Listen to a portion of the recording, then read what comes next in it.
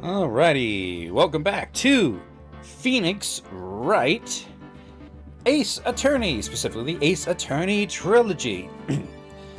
So we've been doing this on and off for quite a while now. When we last joined our lawyer, he solved the case of the death of a samurai on TV. Hello YouTube, what do you mean no data? You're showing me what? Is that just because it's a static screen? Hold on. Okay, excellent connection. I'm gonna flip my card a few times. Okay. It was just, I think it was just because it was a static screen. It was... Okay. Now, Shifty. So, so last time, which was some months ago, got a sneak peek of where the next case would be taking us. So, let's see. Is this the latest? Because we've beaten that one. District Court, courtroom number 4. No, this is mid-case.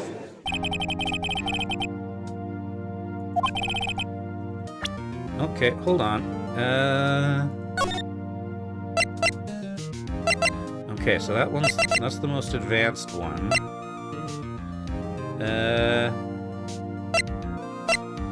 Okay, I think there's a way to choose a case, right? Options. Let me see. Hold on. I must have forgotten to save at the end of the, whatchamacallit. Okay. Let me...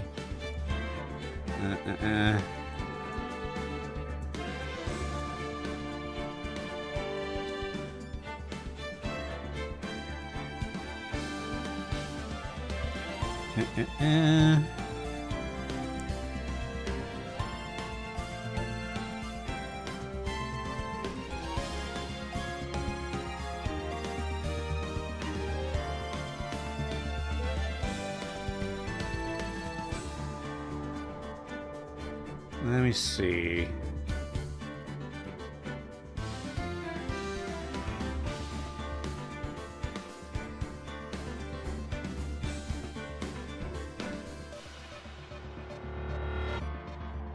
Choose new game.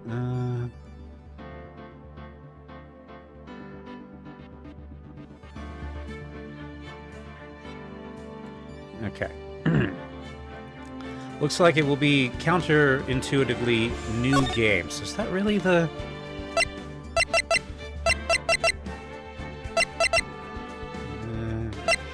Okay. Apparently there's an achievement for, you know, playing all the way through, but eh. Okay, how close are we to the... That's the final day trial. Right.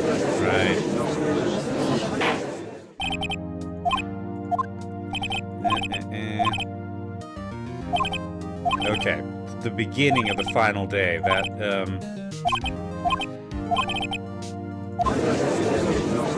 You know what, no, I don't remember enough of the evidence for this one, so, to, you know, run through. Oh, wait! Here we go. Turnabout goodbyes. Why is this in slot 4? I don't, okay. Yes. Here we go. It's been, what, 15 years? About that, yes. 15 years is a long time to wait. You can't imagine how much I've suffered. You've suffered? But now, the perfect opportunity has presented itself. At last, I shall have my revenge. What? Merry Christmas. He made him turn invisible with a gun. And it is Edgeworth holding the gun. So, we get to be the defense lawyer for Miles Edgeworth. Okay, December 25th, 10:08 a.m., Wright and Company Law Offices. Hey, Nick. Do you know if there are any good waterfalls around here? Waterfalls? Dare I ask why? Duh, Nick, isn't it obvious? I need a waterfall to stand under, preferably a freezing one. Oh, is that part of your spirit medium training? Of course, except I've been slacking off lately. I need to brave the elements and be forged anew under the rushing spring waters. Okay. I don't know about any falls per se, but Gourd Lake is pretty close. Oh, darn. Sorry, but them's the breaks. Couldn't you just take a cold shower or something? Good idea! So much for rushing spring waters. Next in the news, a large unidentified animal was sighted at Gourd Lake. The town is buzzing with excitement. Locals are calling it Gordy, in a tip of the hat to Nessie, the Loch Ness Monster. So I'm wondering, is Lake Gourd some sort of pun? Though its namesake Nessie proved to be a hoax, locals are confident that their Gordy is the real deal. Ugh, boring. Can't they show real news for a change? Nick? The water pressure's kind of low in that shower. 1 second.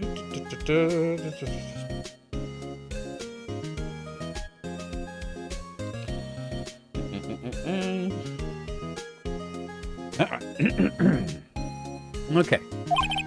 You want more pressure, huh? Why don't you go down to the fire department and have them spray you with the hose? Good idea, Nick!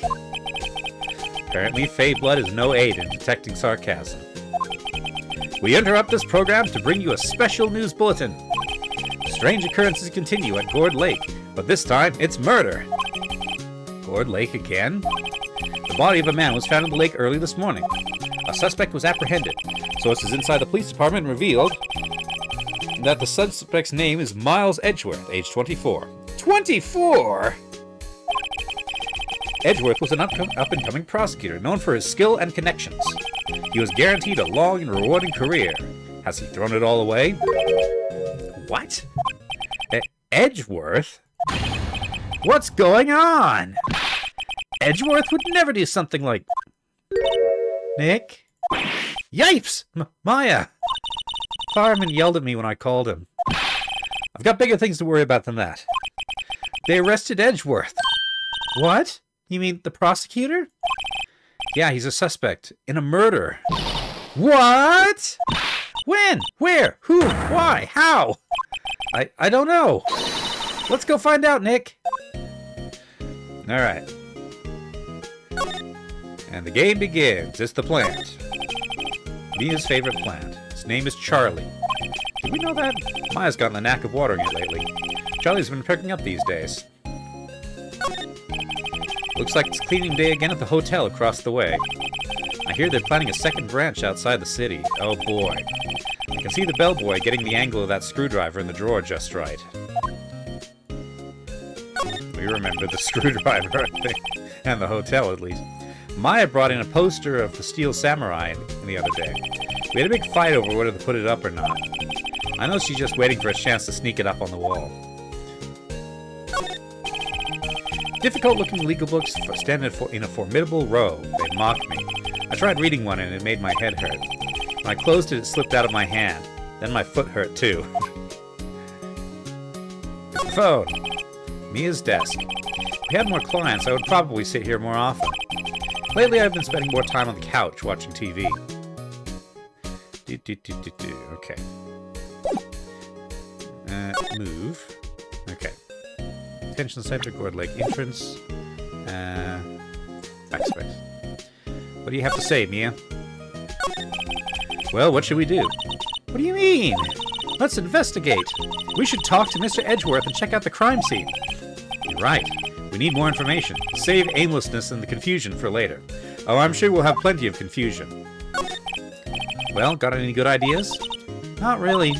I do my best thinking when I'm standing underneath the waterfall. Alright. Well, let's go to the detention center. December 25th, detention center, visitors room. I guess they don't get Christmas off in Japan because it's, you know, Japan. You know, Nick, we've all been in here one time or another, haven't we?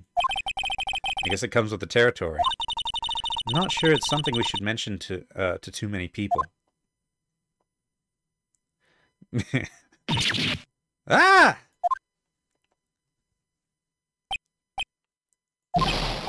Hey, Edgeworth, come back! Was that him stomping off or falling down? What are you doing here? No. Well, how did I do his voice? What are you doing here? Nick, I don't think he's in a very good mood.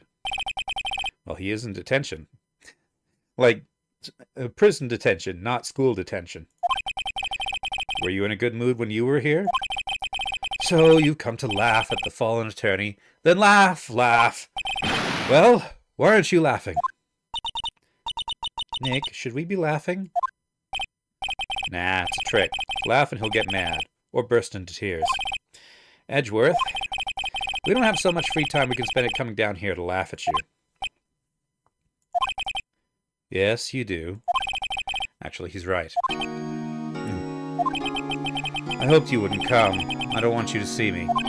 Not like this. I didn't want to see you like this either, believe me. Okay. Oh, I was going to examine him, but he disappears when I examine things. Smile for the camera, right, that's all as always. The visitor's room. Or maybe he's just nervous with Edgeworth in the room. Alright. Tell me what happened, Edgeworth. This is... what is it? The one after the samurai, where Edgeworth is accused of murder. I think, yes, it's the start of case 4. Edgeworth, tell me what happened. Why should I? What are you going to do about it? Well, I am a defense attorney, in case you hadn't noticed, after 3 cases. Duh! We're going to help you, that's what. Help me? You? Don't be ridiculous. Sorry? You're a novice. You've only been in 3 trials. Hey! Sure, you got lucky and won all 3, but your luck's bound to run out someday. You need real skill, Wright. Experience. Nick, he's insulting you. Nick? Why am I the one who always the one who has to get angry? Let's see. Mana says this is the where Ace Attorney starts getting amazing, and that this case is a trip. Oh boy. It's been pretty wild already. Okay, tell me about Gourd Lake, because I am inevitably going to represent you. I appear to be the only defense attorney in town. The murder took place at Gourd Lake, correct? Yes, late last night. The lake is a long way from your offices in the courthouse. Why were you down there? I see no need to tell you.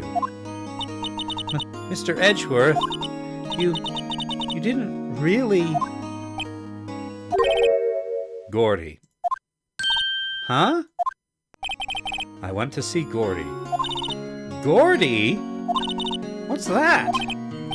I'll tell you later. Why won't Edgeworth talk to us? Alright, well that's... Here, I am a defense attorney, in case you haven't forgotten. Your attorney's badge? Edgeworth, let me defend you. Ha! Ha ha ha! Good one, Wright. But I'm not that hard up. Not yet. What do you mean by that? Me? Trust a wet behind-the-ears lawyer with only 3 trials under his belt? Never! What? My case is near hopeless, Wright. Every defense attorney I've talked to has turned me down. What? Simply put, they were afraid they'd lose. It occurred to me that it might be my fault that they lacked confidence. After all, I did get every single one of their clients declared guilty. I don't believe it. Regardless, I don't want you involved in this. you, in particular, I cannot ask to do this. Alright. Well, I'm sure I'm going to butt in anyway. Well, starting by going to Gourd Lake. December 25th, Gourd Lake Park entrance. This is where it happened? Yeah, Gourd Lake is in the middle of this park. You can see some police walking around in there. Is it Gumshoe? Questioning people, probably. Hey, isn't that I knew it! He's everywhere. Isn't that Detective Gumshoe over there? Well, pal, I had a voice for him. I can't remember. There's enough of us here. Anyone found anything? Sorry, sir. Nothing. Idiot, the trial's tomorrow. We need clues on the double. But, sir, there weren't any clues. That's why we arrested that attorney, Mr. Edgeworth. Okay, that's pretty flimsy. It's clear, sir. He's the one who... Shut up! Just you try saying that again. Oh yeah, that's right. He works with Edgeworth quite a lot, so I imagine that they're friends. I'll make you sorry if you do. So just get out of my face, pal. Yes, sir. Detective Gumshoe's kind of scary today. Recruits. He looks very confused, though. Ah! Eek! Hey, you're the hairy guy. Hairy Butts. Right. Phoenix Wright. Will he ever learn my name? And just what are you doing here, pal? Investigating? Huh? Well, yes, I suppose. Well, I'm here to help. Ask me anything you want. Bring it. He seems different than usual. I wonder what's up. Mr. Edgeworth hasn't actually asked us to defend him yet. Huh? Oh, you don't say. Okay. Let's take a look around to start. The Gourd Lake Nature Park. The sign says Gourd Lake Nature Park, full of families picnicking on the weekend. Except right now, because there's a murder. But no waterfall. Not many picnickers come here for spiritual training, Maya.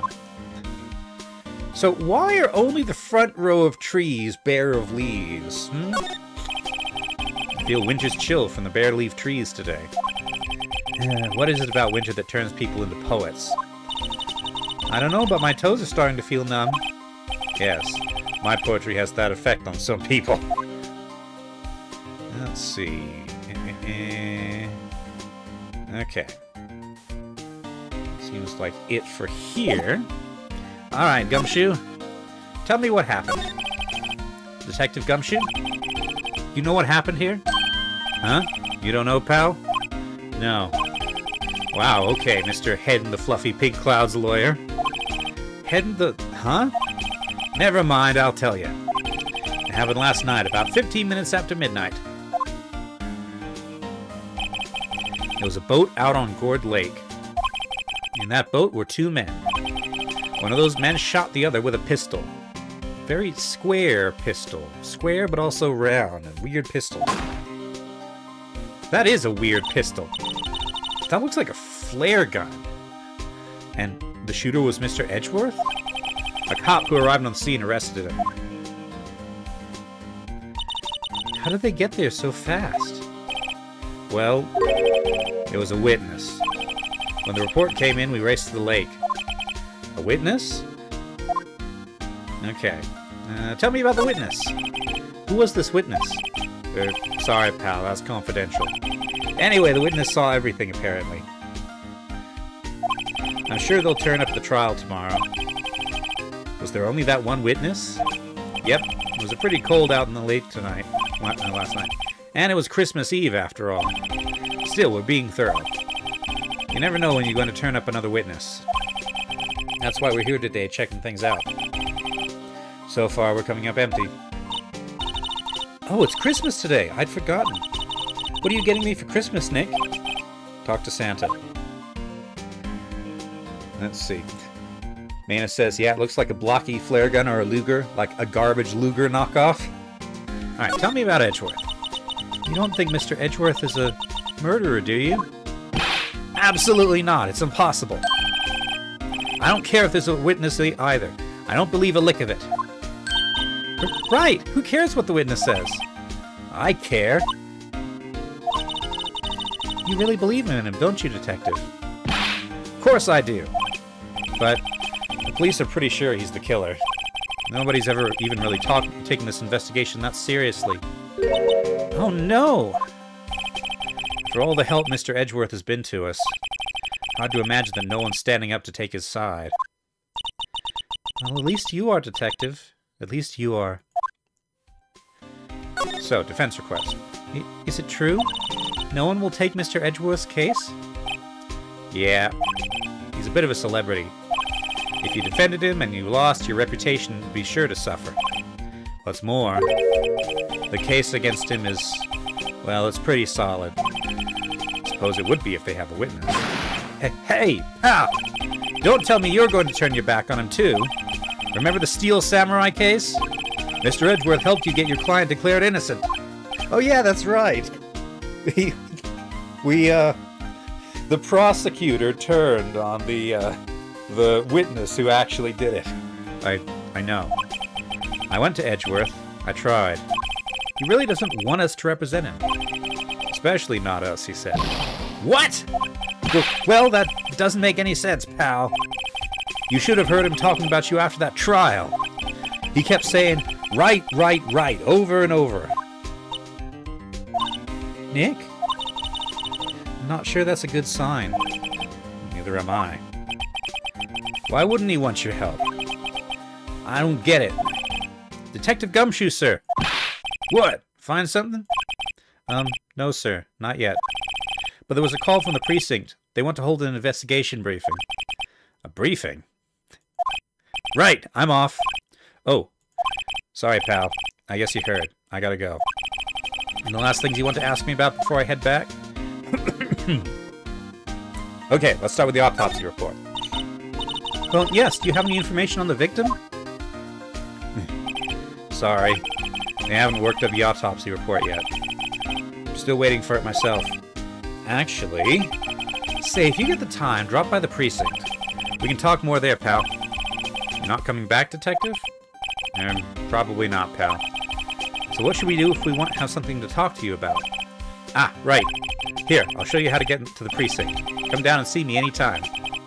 Directions to the police station received from Detective Gumshoe. Oh, hey, Detective Gumshoe. What? We'd like to take a look around in the park. Can we walk around? Yeah, no problem, pal. You got my permission. You know, Nick, I think there's something to be said for talking to people when they're busy. Yeah, they don't have time to think about not giving you information. Right, now let's get investigating. Okay, so let's go to the beach. December 25th, Gourd Lake Public Beach. Wowzers, this is Gourd Lake? Yep. I'm not sure it warrants a wowzers, though. Probably not. But hey, look at that snack stand. Oh yeah, that's right, she's big on snacks. Samurai dogs?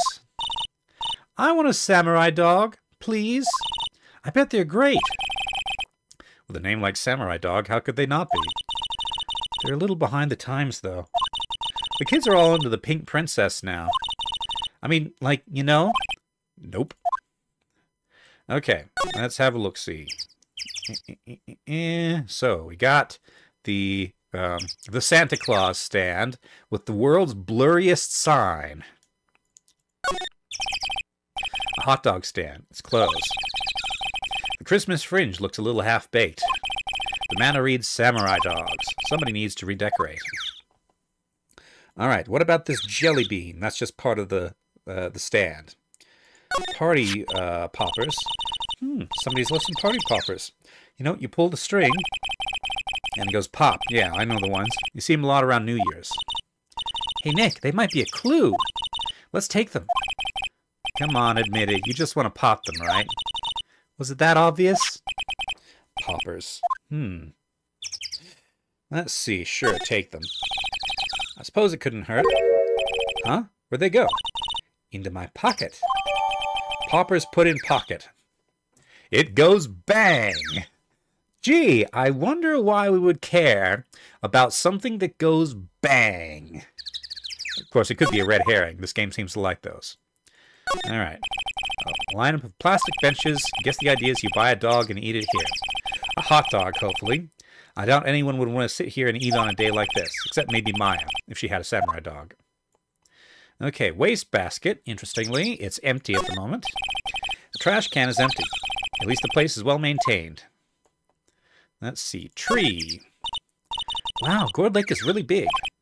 Yeah. Say, Nick, why is it called Gourd Lake? Oh. Well, a long time ago, they used to grow gourds here. Whoa, no way. I was sure it was because the lake looked like a gourd when viewed from above. Gourds can look like a lot of things. You know, like an hourglass shape. Well, it is shaped like a gourd, actually. But that's just a coincidence. Oh, okay. All right. Let's see. That looks like everything there is here. There's a sign. Huh. I almost didn't see that signpost. Left, boat docks, right, exit. Okay. So does that mean we can go to the boat docks? Boat rental shop. Ah, and the woods. Okay. Let's start with the boat rental shop. Nick, what is this place? A boat rental shop. Closed for Christmas, it seems. I guess with a murder taking place on one of the boats wouldn't be good for business either. Boats. I've never ridden on a boat. Really? Well, how about we go out on one when the trial's finished? Hey, good idea. You bet. I'm sure you'll get that cold water experience you're hoping for. Mana says, what is a gourd exactly? It's the world's weirdest melon that people apparently hollow out to make things. Gourd is a class of things, I believe. Like, like squash are gourds. Watermelons might be gourds, or at least closely related. Same with cucumbers, I believe. Yeah, that sort of thing. But gourds come in all sizes and shapes. Pumpkins are a kind of gourd. For some reason, I associate gourds with Africa in particular. But I don't know if that's actually correct. They might just be a thing that's all over the place, like deciduous trees. All right, let's examine this extremely blurry sign, which appears to say Sigrid Kitty. Sigrid Kitty. A small boat rental shop. Doesn't look like anyone is around. They're probably closed because it's Christmas. And also there was a murder. Boats. There are some boats floating at the dock. Was one of these boats used in the murder, I wonder? Nick? Huh? I changed my mind. I don't really want to go for a boat ride.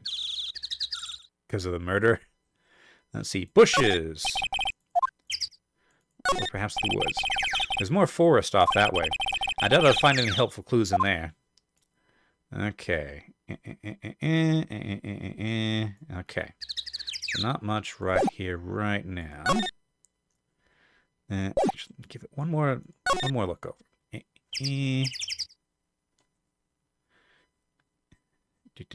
All the boats are the same.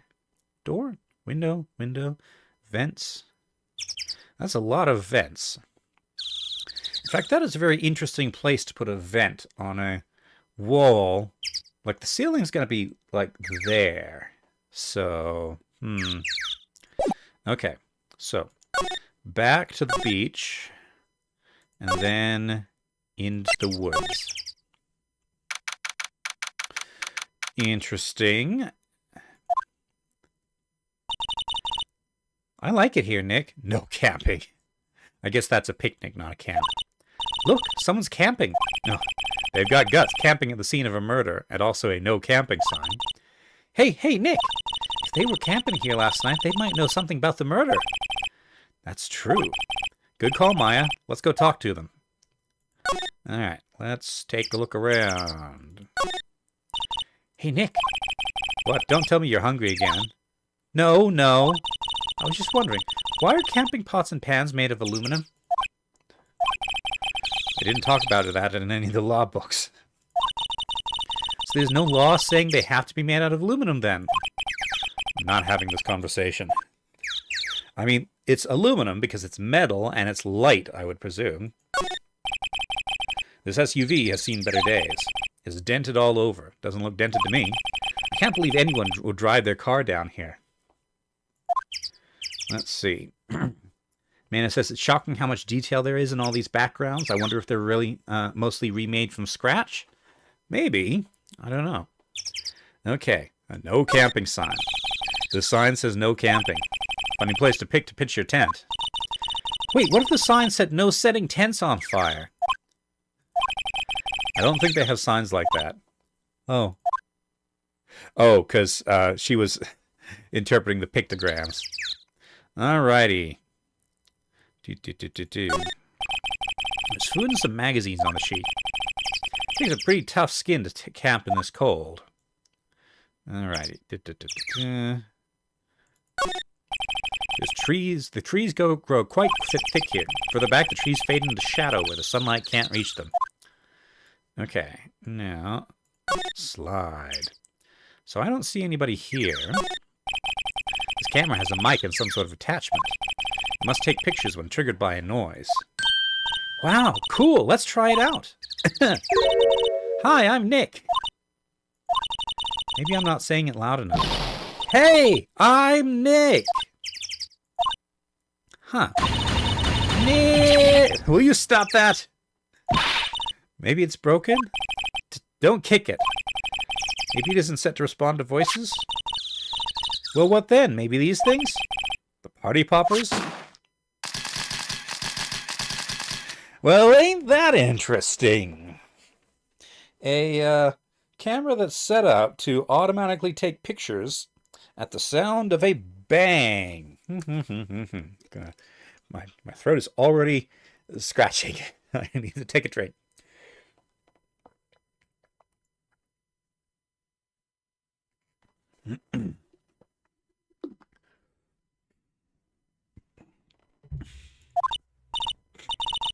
Well, it responded.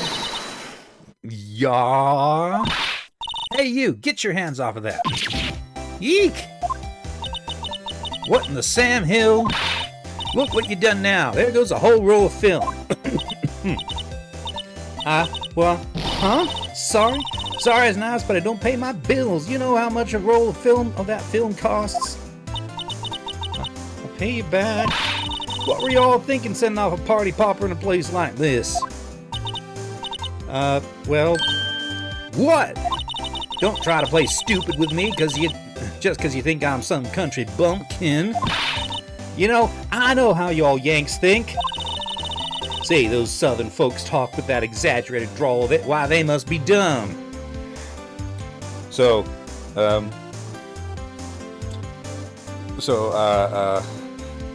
Wright is a Yankee. She's a southerner. Again, we're in Japan.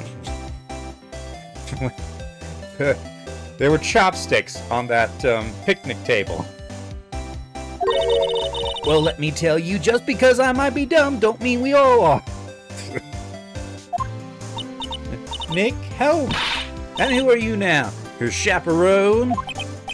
Yeah, no, rather, we're sort of friends? Just figure out what y'all are gonna say and say it for bejesus's sake. God, I'd rather sit through one of the Papa's drawls than listen to you stutter all day. Oh boy. I guess we should pay her for the film. Watch it! Yes, ma'am. Or perhaps I should say, yes-em. Second thought, I'll pay later. I'm really sorry. Alrighty. In the West, more people remember this being released on a DS as a DS game, but it was originally for a GBA release. From memory, it was in the entire trilogy. It was released on GBA in Japan. Modern displays can handle 16.7 million colors. GPA just over 32,000. Alright, let's have a look. Okay, so just the camera and such. This camera is rigged to respond to noise. It only responds to loud noises, like a party popper or a gunshot. Alright, let's talk. So, what's your name? What? Can't y'all see I'm changing the film of my camera here? Someone, I'm not naming any names, but someone used up a whole roll. Sorry. That didn't work. I wonder if I have anything to show her that would get her attention. Okay, so I need to... Alright. Well, the only thing I have is my... Hold on. Okay. I am an attorney. The justice may sit inside of a flower, but I get out there. This is my badge. Huh? Aren't badges supposed to be all shiny and impressive? You a cop or something? I'm a lawyer. What? Y'all ain't gonna try and pull one of them lawsuits on me over that film now. Because I'll have y'all know I'm a fighter and I wrestled meaner looking things than you. No, that's not it at all. We're here investigating a murder that took place here on the lake. A murder? Sounds cool! Why didn't y'all say that in the first place? Go ahead, ask me anything you like. Finally, some cooperation. You two, y'all can come out of hiding now. I won't bite. Hard. Come to think of it, where did Maya get to? Sorry. I was feeling a little overwhelmed. The culture gap and all. Never you mind, honey. I can talk Yank for you if it pleases you. Thanks. I think I'll be okay. Great then. I'm Lotta. Lotta Hart. She's a guy. Alrighty. Well, I don't think she's the murderer with a name like Lotta Hart. Mana says, yes, the Ace Attorney Trilogy, a tradition of flashing your badge at every living thing. And some of them that aren't, I'm sure. Okay, but y'all can call me Lotta. I'm here for photographing meteor showers for a research project. Okay, but meteors don't go bang usually, unless like they're really big and really close. Mighty pleased to meet you. Alrighty. So, Lotta, tell me about yourself. So, what is it you do, Lotta? Huh? Me? Haha, y'all don't really want to know that, do you? Actually, I'm a research student at Country U. Country U.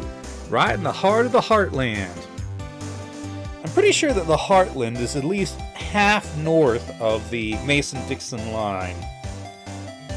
And again, we're in Japan. Where's the Heartland of Japan? Wow, neat. I'm curious. So clearly she's meant to be some sort of different culture within the same country. What is she in Japan? She's obviously not a southerner in Japan. And, you know, Wright isn't quote-unquote a Yankee.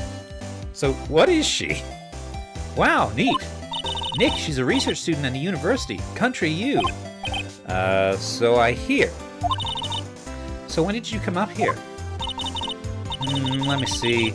I guess it was about 3 days ago. What are you photographing? Didn't I tell you all that already?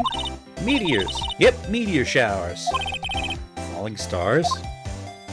So tell me what happened. Oh yeah, when was that murder anyway? I ain't seen much television lately. It happened late in the night on Christmas Eve. How so? Christmas Eve. A man on a boat was shot. Did you see anything? Well, let me see. Boat, you say? I reckon I might have seen one. Not sure, though. Y'all gotta remember I've been watching this here lake for a good 3 days now. I've seen enough boats to choke a mule. How do you choke a mule with boats? Kinda hard to remember which one I seen when. Tell me about the camera. That's quite a camera you have there. Y'all better know it. It's German-made. A genuine Solingen. Solingen. I assume that's a pun as well. Isn't that where they make knives? So what's that device you have stuck to your camera? Huh? Device? Your camera went off all by itself when I fired my party popper. Oh, that might triggers the shutter whenever it detects certain sounds. It's programmed to pick up loud noises right now. Programmable camera. Neat. Okay. Lada's camera added to the court record. Okay. That's all I can ask you. Any... That looks like it for now. This camera is rigged to respond to noise, but it only responds to loud noises, like a party popper. Already did that. Okay. Alright. Slide. Camping in the no camping zone. I wonder if this is, let's see. Man, it says I just did a little research. She kind of is Southern Japanese in the original version, so she's from Southern Japan. I know that Japan has a number of ethnic minorities, so I wonder if this is actually a form of Japanese racism. Alrighty. Alright. Speaks with a stereotypical Kansai accent, which is similar to a southern drawl. Huh. Alrighty. Alright. I think that's all I can do here. Back to the public beach, I suppose. Well... Okay, let me give it a one more once-over. Sometimes the things are pretty obscure. Rocks, sticks, bank. See? Chopsticks. And little lunch bundles. Like, we don't really do that in the States.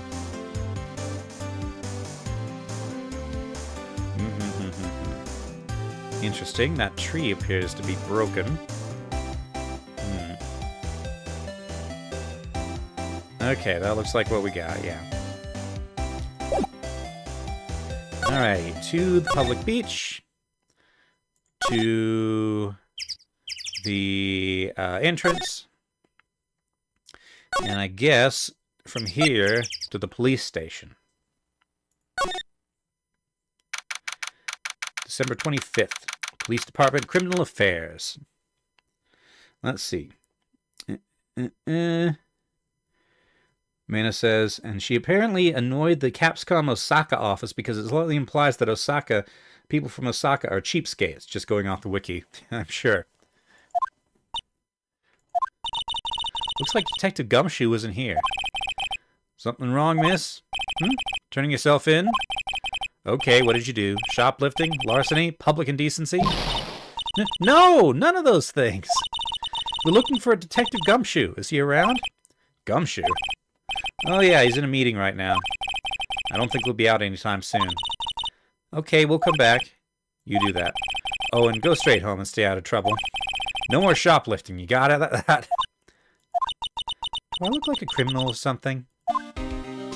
Okay. Isn't that the guy from the first case? Winston, right? Isn't he? Winston Payne? Alright, let's take a look around. Or is he just another bald guy with glasses? This must be the chief of the detectives here. He's glued to his computer screen. What? Gordon Lake? Gordy sighted. I don't believe it. Shouldn't you be reading something more important? A poster of a female police officer. Wait, no, that's the latest Babes in Uniform calendar. My bad. The heck is this? Hey, is that the police department's mascot? That's the Blue Badger. Doesn't look like a badger to me. It doesn't really look like a badge either. It was my idea. I made it. It's my mascot. I see. How nice. I'll get him assigned mascot of the Criminal Affairs Department if it's the last thing I do. Good luck. Yeah, I guess, like, everything has a mascot in China. Like, train stations have mascots, I'm pretty sure. These are the detectives' desks. There are computers and files on each one. funny. They're a lot tidier than I expect. I guess the detectives don't spend a lot of time at their desks. Laptops, laptops. That must be one of the detectives. He's mumbling something to himself. Your mama could see you. Your mama could see you. Your mama could see, you know she'd be crying. Break and spit it out, you low-life scumbag. You must be doing image training for interrogations. Image training. Okay. Well, doesn't appear to be anything I can do yet. Clock. Alright. Well, let's go to the detention center then. Alright. Hi, Edgeworth. Did you do it? Edgeworth, this is really hard for me to ask, but you didn't do it, right? Right? Think what you will. I have only one request. Huh? Stay out of this case. Why? But Nick is trying to help you. I know. I know that. I don't want your help, okay? Exclamation marks. Why not? Look, just go away and leave me alone. Nick, Mr. Edgeworth did it, didn't he? Maya, let's go investigate elsewhere. But, Nick... Okay. Okay. Alright. I guess there must be something I missed at Cord Lake.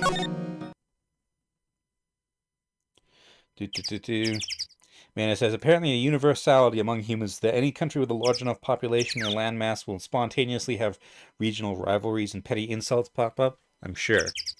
Okay. Empty. Alright, to the public beach. See Norway and Sweden. I think that's more history than spontaneity. Let's see. Benches, signs. Jelly beans on toast. Move. Boat rental shop. Examine. What am I missing here? Not that, not that. Not under there. Maybe something more with Lotta Hart. Her discussion, not discussion with her, did seem a little bit short. Woods. But she doesn't really have anything to say. What if I present this to you? Lotta? Yeah? So, your camera, it triggers on loud explosion noises? Yep. Actually, the victim in the case we're researching, he was shot with a pistol. Pistol? Right. Now, wouldn't a gunshot make a similar noise to a party popper? I guess it would. Your camera. Didn't get a picture of the murderer, did it? Hey! Y'all are pretty bright. Huh? I see what you're saying. Tell you what, I'll have a look-see at my film. Would have been a photo taken late last night. I checked them once, don't remember if there was anything on them, though. But what if I got something? I could be a witness to a genuine murder. Yeehaw! I'll go check that film. You all come back now, you hear? Okay. She went inside her SUV. I guess we should come back later. Okay. So she seemed a bit shifty there.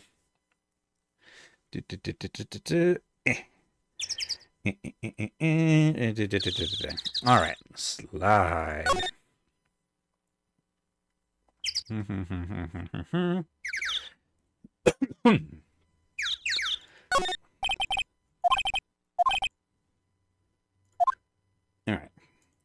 So maybe now we go to the police district. Mana says, the way that Swedes talk about Nords and vice versa, you'd think that they hate each other, but it turns out both countries just have bickering at each other as a common inside joke. That's kind of like how it is with Machinima Yellow and Raumi. Or, you know, the US and Canada. Anything? I guess Detective Gumshoe is still in that meeting. Hey! Thanks for coming down, pal. Detective Gumshoe. We just finished the meeting, for better or for worse. I get the feeling we're in for some bad news.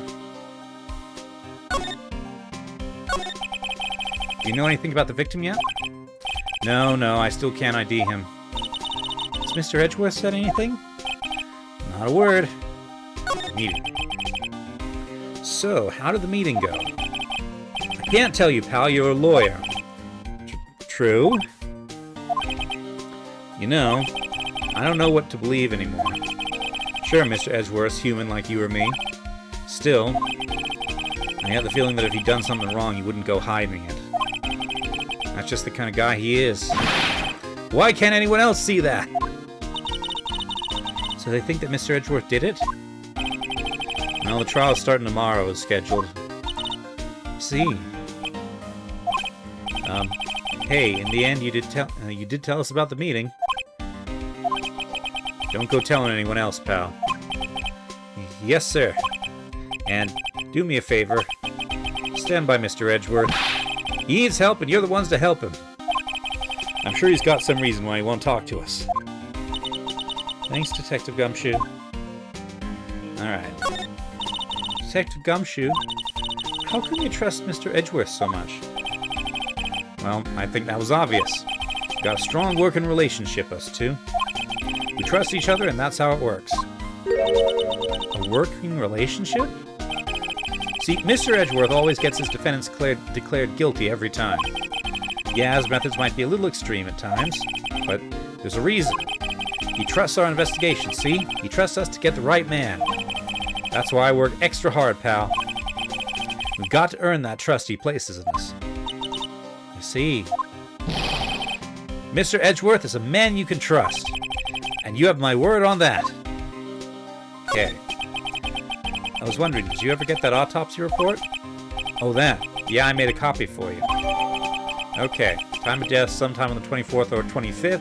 Cause one bullet shot to the heart. So it's an autopsy, but no name. I guess they haven't identified the victim? Thank you. Nick? Huh? Can you show me that photo of the victim? That face. Someone you know? I don't know. I just have this feeling that I met him somewhere a long time ago.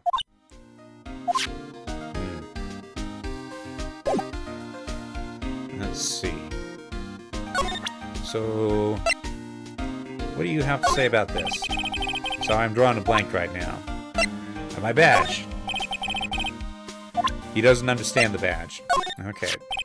Well, I hope it helps you, pal. Thanks, Detective. Okay, so that appears to be all there is right now. Oh, hold on. I can re-examine you. That must be one of the detectives. Mumbling something himself. Alright, hands against the wall, all of you. Don't even think about escaping. I got eyes in the back of my head. You must be doing image training for arrests. Alrighty. All these blurry signs, they should fire the national typographer. Alrighty. So...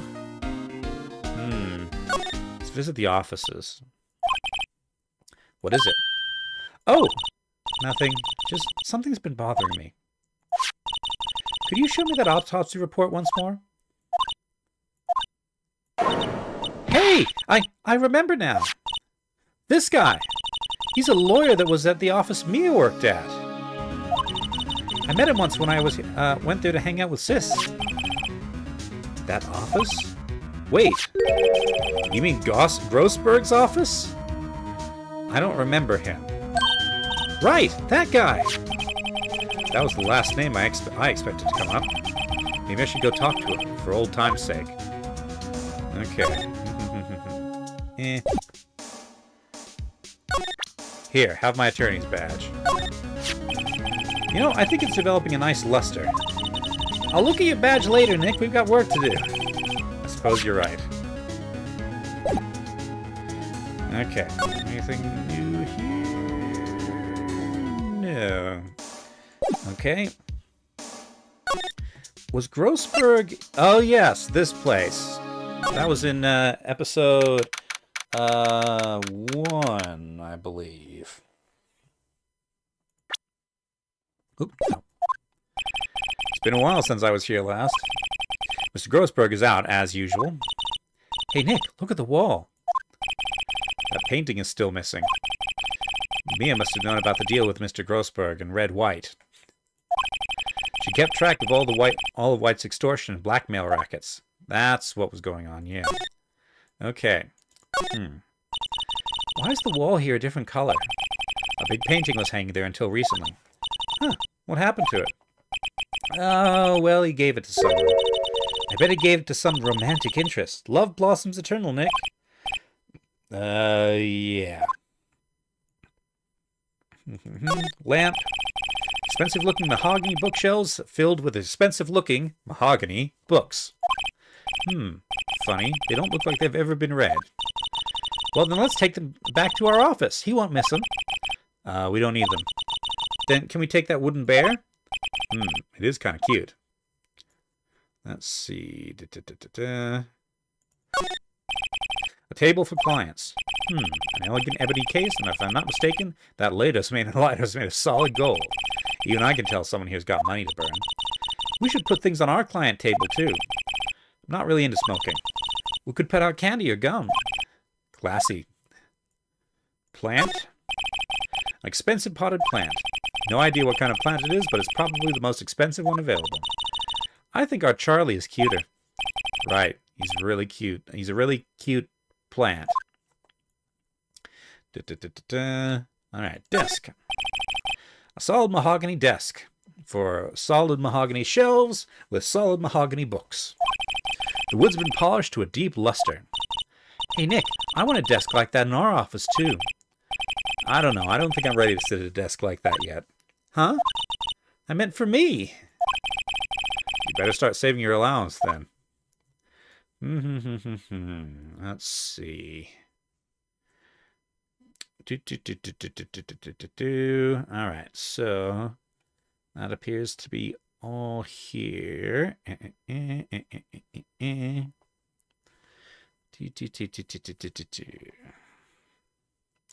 Alright. So we can only go to the Wright & Co. law offices or the detention center at the moment. So the detention center it is, I suppose. But Edgeworth is not here.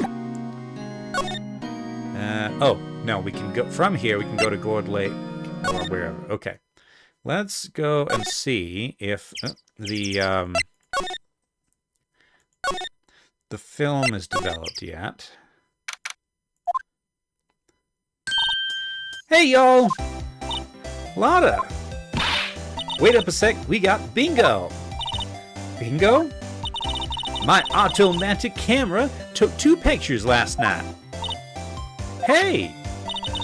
This is them. Take a look. Wait! See? He's shooting him with that pistol. It looks like that, yes. Oh, that's very much in the style of the famous Nessie photo, isn't it? But you can't really tell who that is shooting. Yeah, well, there was enough fog out there last night. I need to strangle a bullfrog. But, you know, seeing these photos reminded me of something. What? I saw the murder happen. I'm a witness. What? Are you serious? Of course. How do you forget? Never mind. Y'all reckon I should tell the cops? I reckon so. I reckon so. What's that? Now don't you all go trying to mock my accent. I'm a sensitive lady. Hey, so I'm off to talk to the cops. Y'all can have this photo. Later. Wait, Lotta. What? Can't y'all see I'm kind of busy? Tell us what you saw too, please. Nice try, honey, but I wasn't born yesterday. I'm a witness, and that means I'm on the side of justice, and that means the cops. I'd sooner eat the south side of a northbound skunk than tell you. Lotta, don't let it get your skivvities and bunch. Friends today, enemies tomorrow. Or was that the other way around? No matter, I'm gone. Hey, maybe they'll let me do some testifying. Hot darn! She doesn't look excited. She left. Well, that's one more witness. What do we do now, Nick? Well, if she saw something, there's not much we can do about it. The question is, what exactly did she see? Guess we'll find out in the trial tomorrow. Okay. We have a time. 12:15 a.m. So 15 minutes after midnight on Christmas. Itchy, itchy, itchy ear.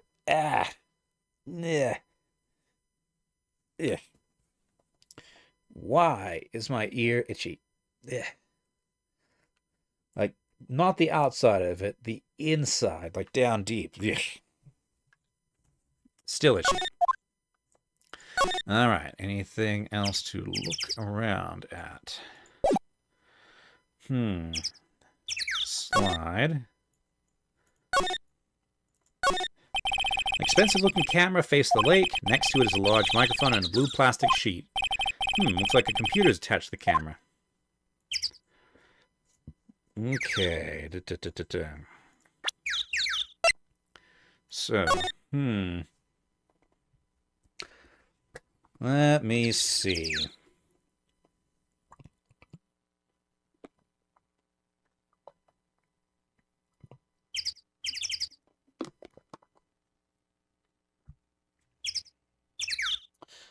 So this establishes the time when the gun was drawn, but not necessarily when the shot was fired. Like, either one of those figures could have theoretically fired the shot. Like, the figure on the right has the gun, but maybe the figure on the left managed to get it from him. So, who knows? Also, this is, very much in the style of the Loch Ness Monster photo, and that is, I believe, faked.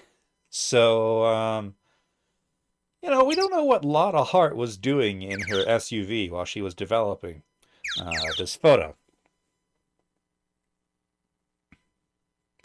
Shooty says, but if the camera is triggered by a gunshot noise, okay, that is true. That is true. Okay. And sometime on the 24th to the 25th, one bullet shot to the heart. That is aimed right at chest level. Okay. Let's see. Public beach. Oops, something's happening here. Looks like the police have given up their interview. Hey!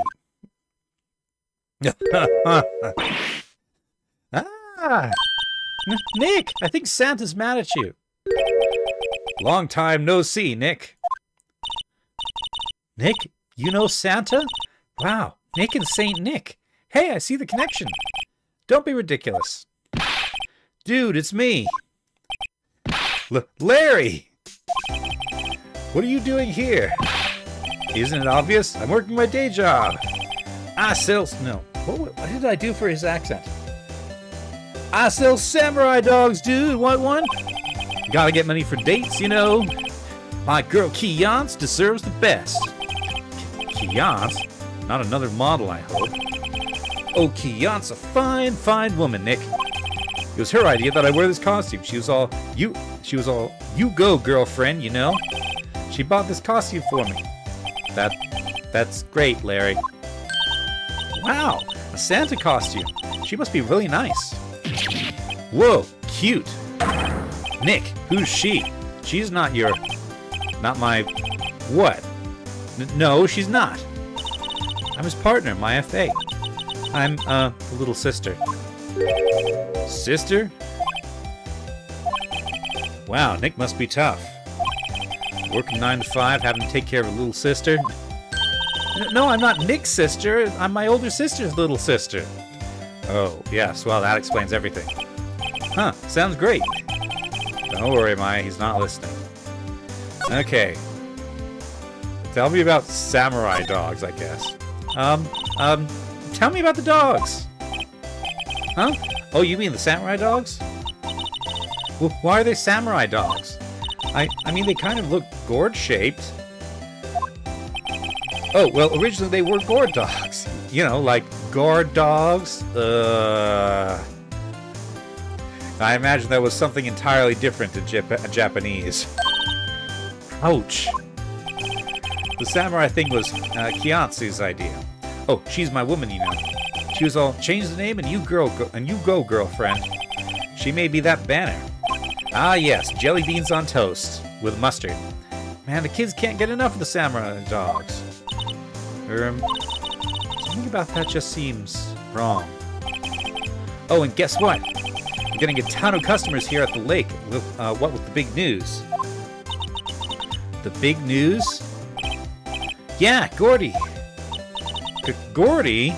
What do you say the odds are that he faked the Gordy sighting in order to drive business to his samurai dog stand? Tell me about Gordy. What's Gordy? Huh? You mean you don't know? It's here in this very lake. A giant, mysterious monster. Gordy! Monster? Yeah. Check it out. There it is.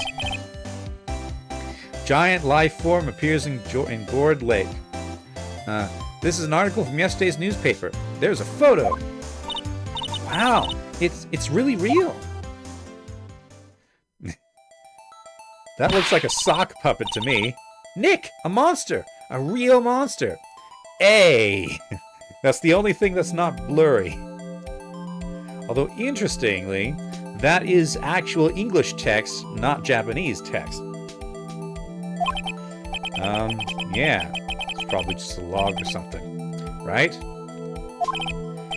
Hey, there's a quote here from the person who took the photo. What's this? I set the camera to automatic, and when we got into the frame, I heard a loud bang, like an explosion, followed by the sound of something slipping into the water.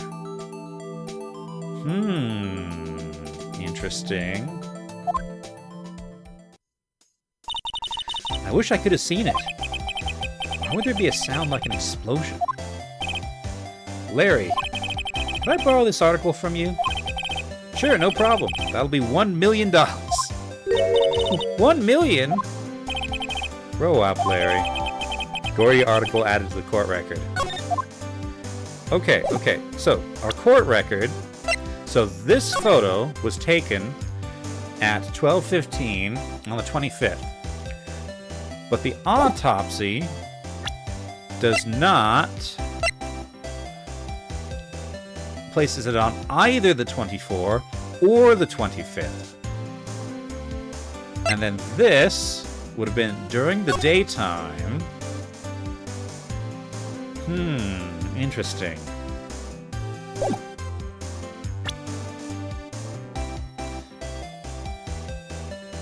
Okay.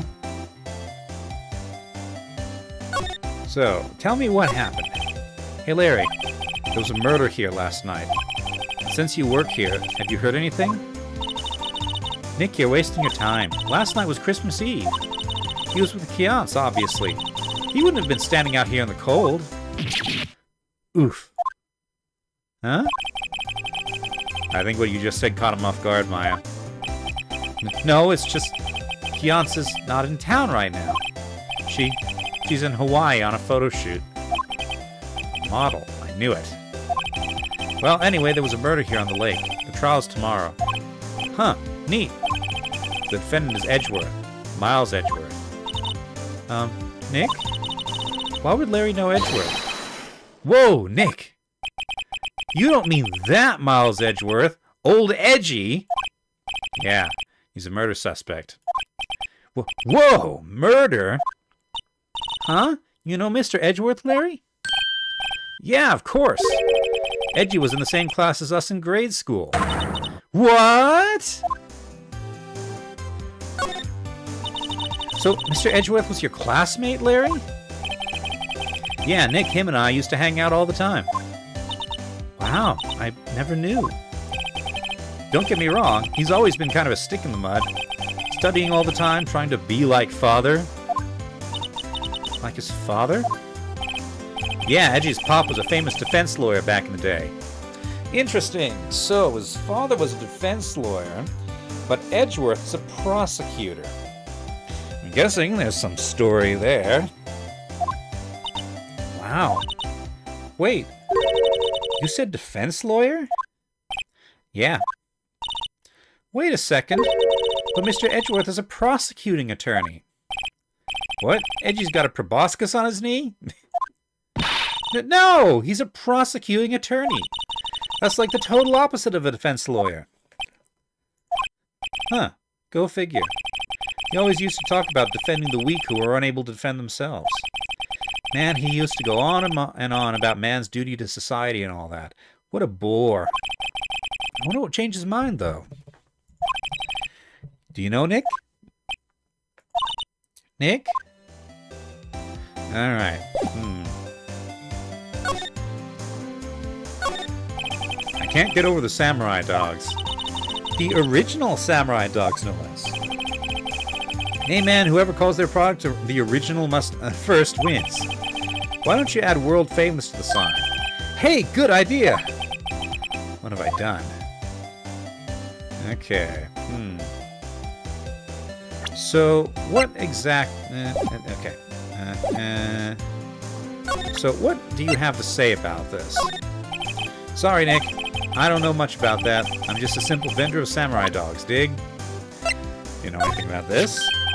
What's this? You know my eyes have been getting pretty bad lately, Nick? Actually, the photo's blurry, Larry. It was taken last night. Last night? Hey, Larry, you know this guy? Who's this? I don't know. That's why I asked you. Who's this, Maya? Well... You know anything about this? What's that? It's a camera. You take pictures with it. Huh? Larry, you mean you don't know what a camera is? Of course I know. Hey, you're looking at a bona fide junior high graduate. I was talking about the weird contraption off on that camera. Oh, that. Well, it's hard to explain. Just forget about it. Well, don't go showing it to me then. Jeez. What do you think of my attorney's badge? Huh? Oh, that's your attorney's badge, isn't it? Dude, you really helped me out back in that trial. Sorry, I can't really pay you. Because you blow it all off on chaos. But you can have all the dogs you want. Really? Larry, if you let her at your dogs, you won't have any left for the other customers. Hey, no problem. That's what makes her happy, you know? How many times do I have to remind you that it was me who got you off the hook? Alrighty. So that's all the things to explore there. What about at the boat shop? Let's see. All seems quiet here still. Alright.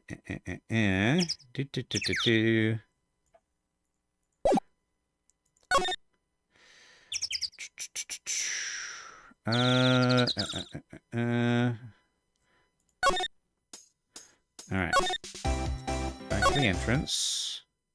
And from here we can go to various places. But not the whatchamacallit. I guess we'll go to the Criminal Affairs Depot. This usually means there's something new happening. Not a gumshoe in sight. If you're looking for Detective Gumshoe, he's in the questioning room. Apparently an important witness turned up. He'll be in there a while. Not a heart. It has to be. Uh-oh. Let's see. That must be one of the detectives. He's mumbling something to himself. Move in the crowd, wear drab clothes. Never enter the target's field of vision. Alrighty. And is there anything else to...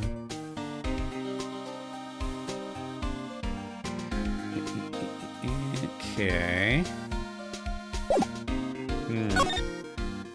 Guess we could go to the detention center. Nope, he's still not here. Okay, but from the detention center we can go to the Grossberg law office for some reason. Alright. That old familiar clearing of the throat. Aha! You're Mia's something, are you not? I was her understudy, yes. Phoenix Wright. Aha! And you're Mia's something too, are you not? Your little sister, yes. You've grown. You've come to look a lot like your sister, you know? It takes me back. Ah, the days of my youth. Like the scent of fresh lemon, you see. Mr. Grossberg, sir? Yes, I beg your pardon. Of course you came here to discuss something. What is it, then? Something the matter? Okay. Alright. Tell me about the painting. Mr. Grossberg, whatever happened to that painting? Oh, yes. I do not think it shall ever be coming back home to this office. I can't exactly claim it as stolen. I suppose it's my just desserts. Old, bitter desserts. Okay, tell me what happened. There was a murder last night. A murder? You haven't heard? I just got up, you see. Well, Miles Edgeworth shot someone with a pistol. Edgeworth? What? Who did he shoot? Well, the identity of the victim is still unknown. This is terrible news indeed. I guess he hadn't heard anything. Okay. Here, I will show you my attorney's badge. You've really grown up in the past few years, my dear. How proud Mia would be if she could see you now. She said she was more worried about me than anything. Just go on and take a compliment, will you? Okay. Strange. I feel as though I've seen this man somewhere before. Ah! Did you remember? He was a lawyer, here in my office. That's Hammond. Robert Hammond. Mr. Hammond? Did you say this is the man Miles Edgeworth shot? Do you have anything else to say about that? My apologies. I'm not sure I can help you with that. What do you make of this? So this is the moment the crime took place, huh? In theory. Yes. You can't really say for sure that's Edgeworth. I'm not sure whether that's a good thing or a bad thing. Not sure at all. Okay. And this... So, this camera on the lake takes a photo whenever it hears an explosion sound? That's what she said. And it just happened to be set up on the beach, pointing out on the lake? Yes, she said it was to photograph shooting stars. That had better not be a pun. Shooting stars, explosions. What's the connection? I'd be suspicious of this witness of yours. Alright, thank you, Mr. Grossberg. You have anything else to say? Oh yeah, Robert Hammond. Who is this Hammond guy anyway? Mr. Hammond... He was the defense attorney in that case. That case? Yes, the DL6 incident. DL6? Why does that sound so familiar? Perhaps you remember? I'm sure someone mentioned it during the trial for Mia's murder. That was the incident where the police were so at a loss that they used a spirit medium. Wait, you don't mean... Was that medium my mother? Yes, my dear. The spirit medium, Misty Fay, your mother contacted the spirit of the victim. But the case was a loss. No conviction was made. The DL6 incident, yes. Happened 15 years ago. A very strange case indeed. They never caught the criminal, right? Correct. Misty Fey used her powers to talk to the spirit of the late victim. Her testimony led to the charges being laid against one man. But Mr. Hammond won the case, and the suspect was declared innocent. The police blamed my mother, calling her a fraud. You were the one who helped her out then, right, Mr. Grossberg? Yes, quite. Thank you. No, please. Don't mention it. DL6. Never thought I'd hear that name again. But wait! What does that case have anything to do with Mr. Edgeworth? It has everything to do with Mr. Edgeworth, my dear. The victim in the DL6 incident was none other than his father, Gregory Edgeworth. What? His father? If you want to know more, you should ask him yourself. Show him this. I'm sure he'll talk to you. Wait. This is a photograph of my mother. Misty Fey's photograph added to the court record. Exhibit A. Alrighty, thank you. So, can you tell me anything more about this photo? Misty Fey, mother of Mia and Maya Fey. Show this photograph to Miles Edgeworth. He'll have something to say to you then. Alright. Okay, to the detention center.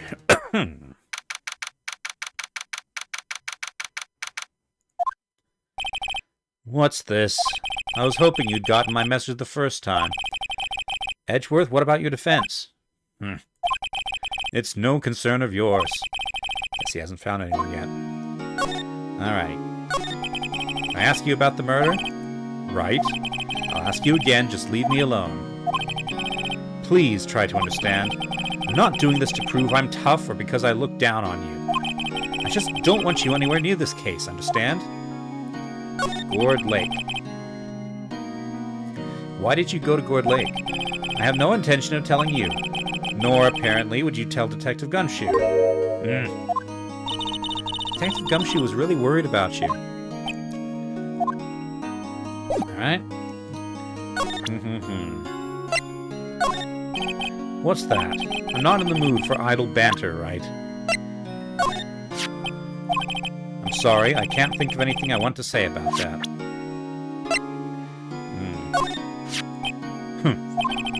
Who would have thought there'd be a photo? Edgeworth, did you shoot him? What do you think, right? I don't think you're the kind of point a gun at anyone, no. So you didn't shoot him? No, I didn't. It wasn't me. Let's see. What's that? Okay.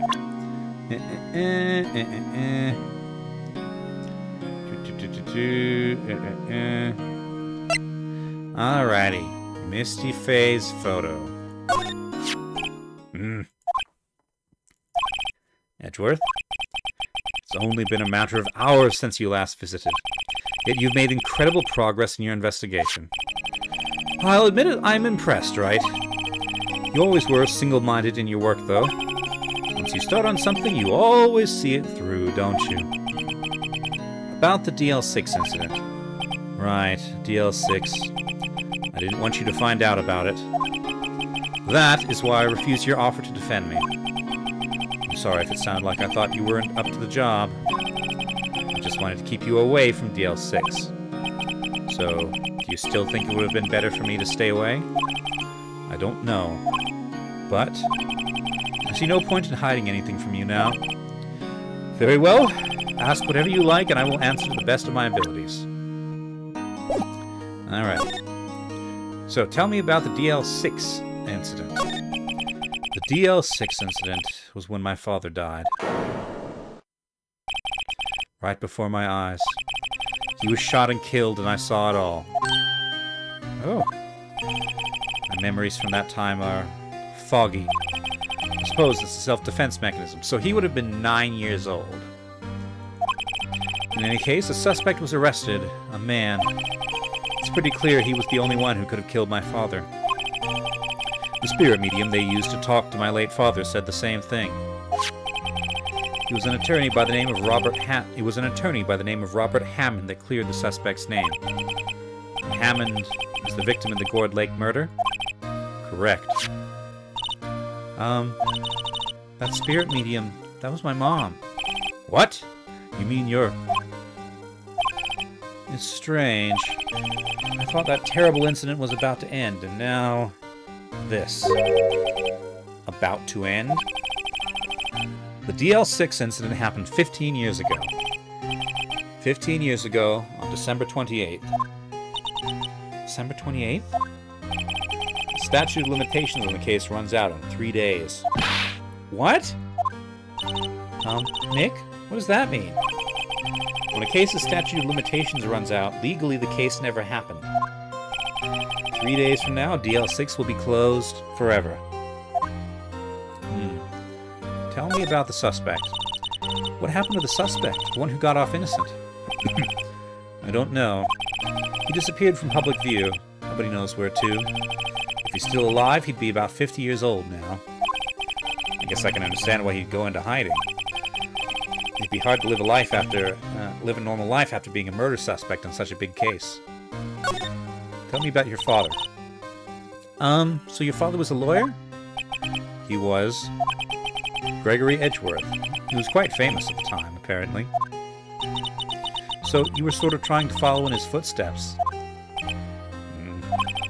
I'd rather not talk about it. Right? Pains me to ask you this now. I know! You want us to defend you! Yes. Will you? Of course we won't. Of course we will! Ah, who could have guessed this day would come? Not me. This is my chance to finally pay you back. Pay him back? Pay me back? For what?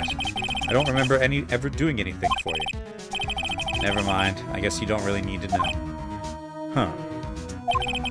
My letter of request. Please give it to Detective Gumshoe. Alrighty. Well, I guess we should... What's that? Earthquake?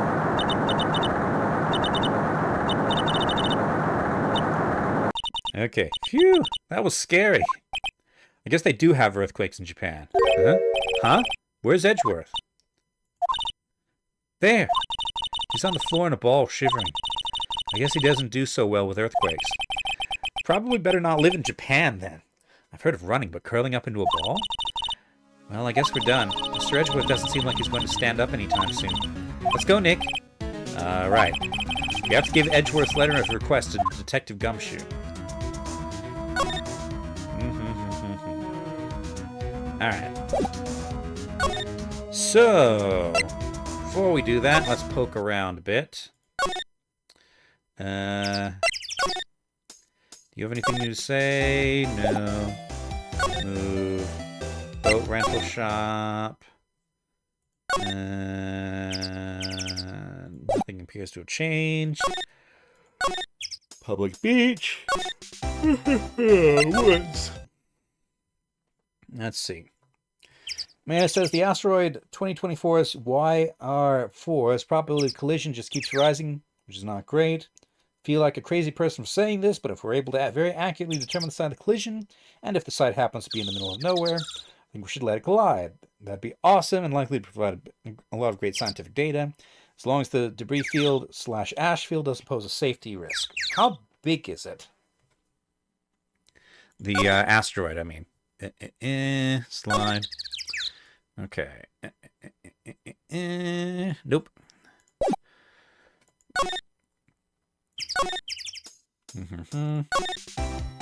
Entrance. Alright, see ya, Shifty. Thanks for coming out. Let me go to the law offices real quick. Generic. What do you think of this? My mother. Now that I've shown her the picture, I can't think of anything to say. That probably wasn't the best thing to do. What about this? Nick, if we don't hurry, Mr. Edgeworth will get the death sentence. Whoa, okay, let's go check things out. Alright, so I guess you don't have anything to say about this then. Alright. to the Criminal Affairs Department, I guess.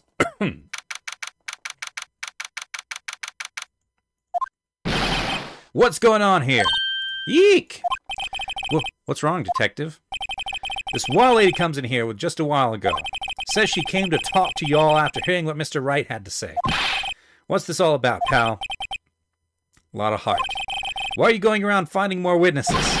You want to give Mr. Edgeworth death sentence, pal? No, not at all. I mean, she did see something. There's nothing I can do about that. I can't go around covering up evidence. You trying to say something about the way I do my job? No, sir. What is he up to now? Never talk to people in the neighborhood. Turn all the lights in the room off and close the curtains.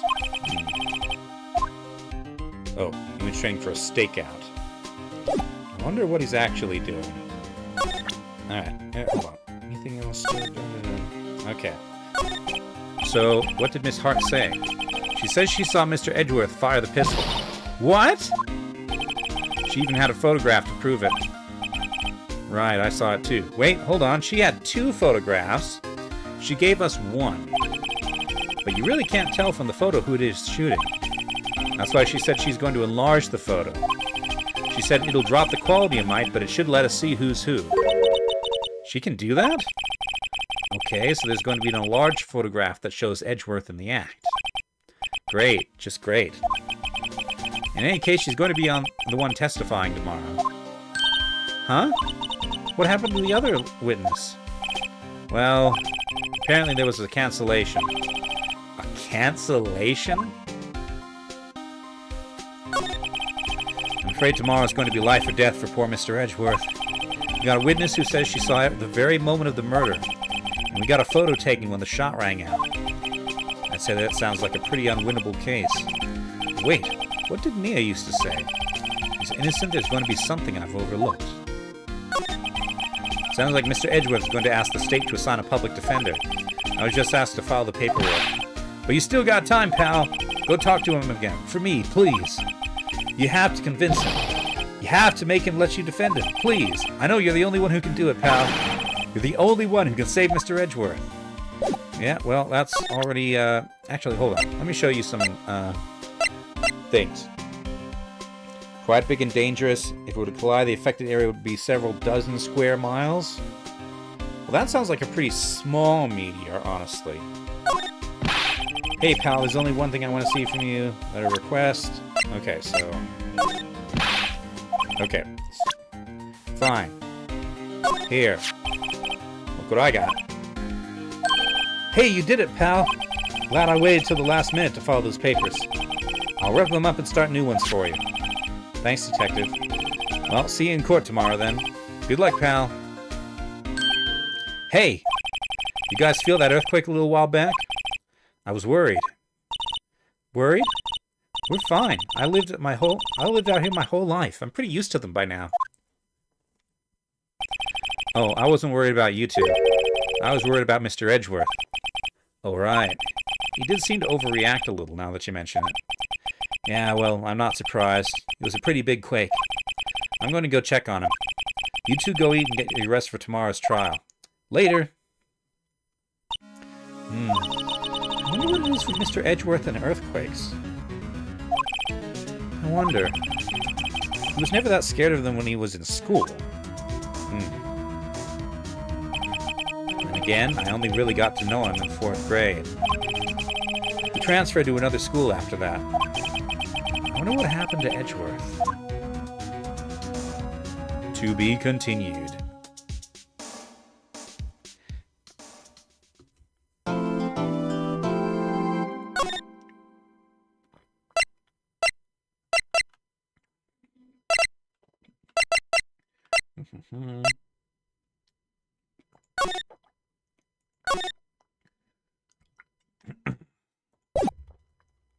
Okay. December 26, 9:44 a.m. District Court. Defendant lobby number 2. Karma?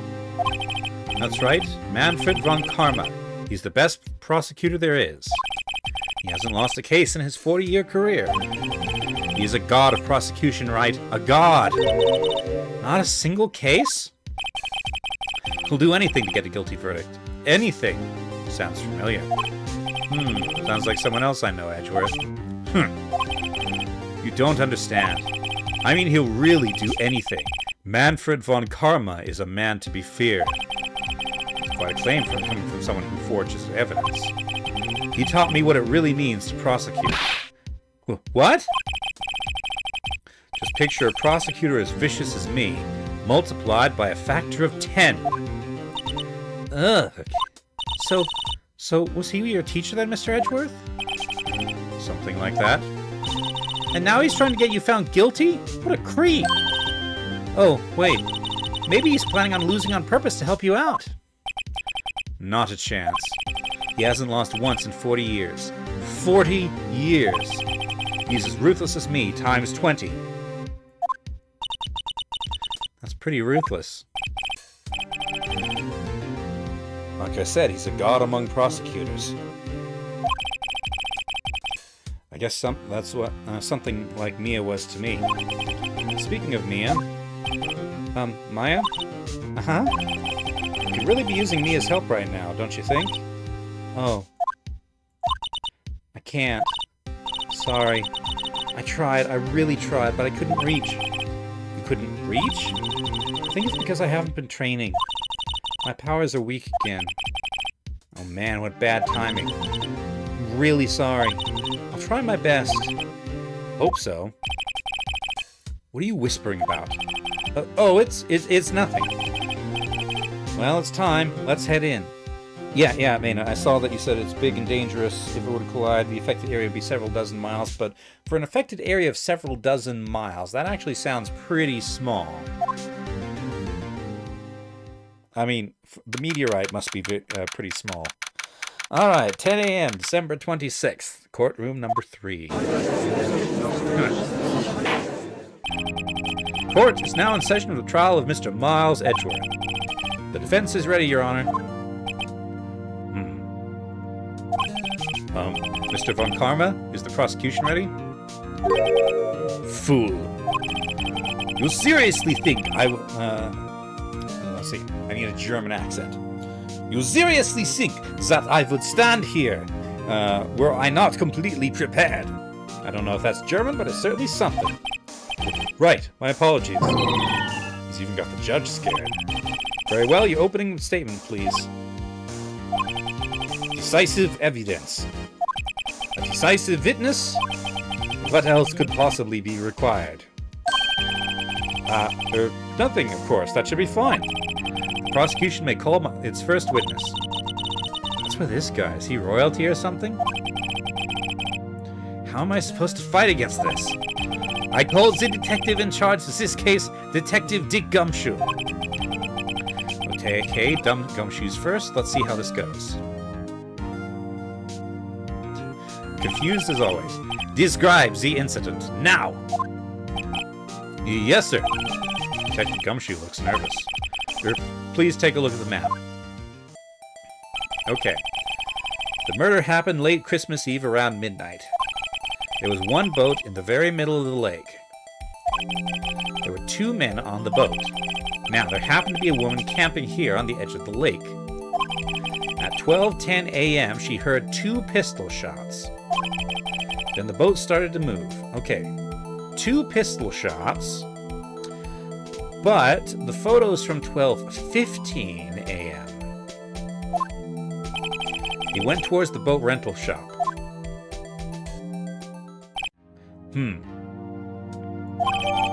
Overheard map added to the court record. Oh, overhead map. Testified to the court about the arrest. Now! Well, wait, Mr. von Karma. Yes? Actually, I'm the one that's supposed to be handling the proceedings. Wrong. There is only one thing you need to do here. You will slam down your gavel and say the word guilty. That is your role. Yes, of course. You're quite right. No, he's not. All right, witness testimony.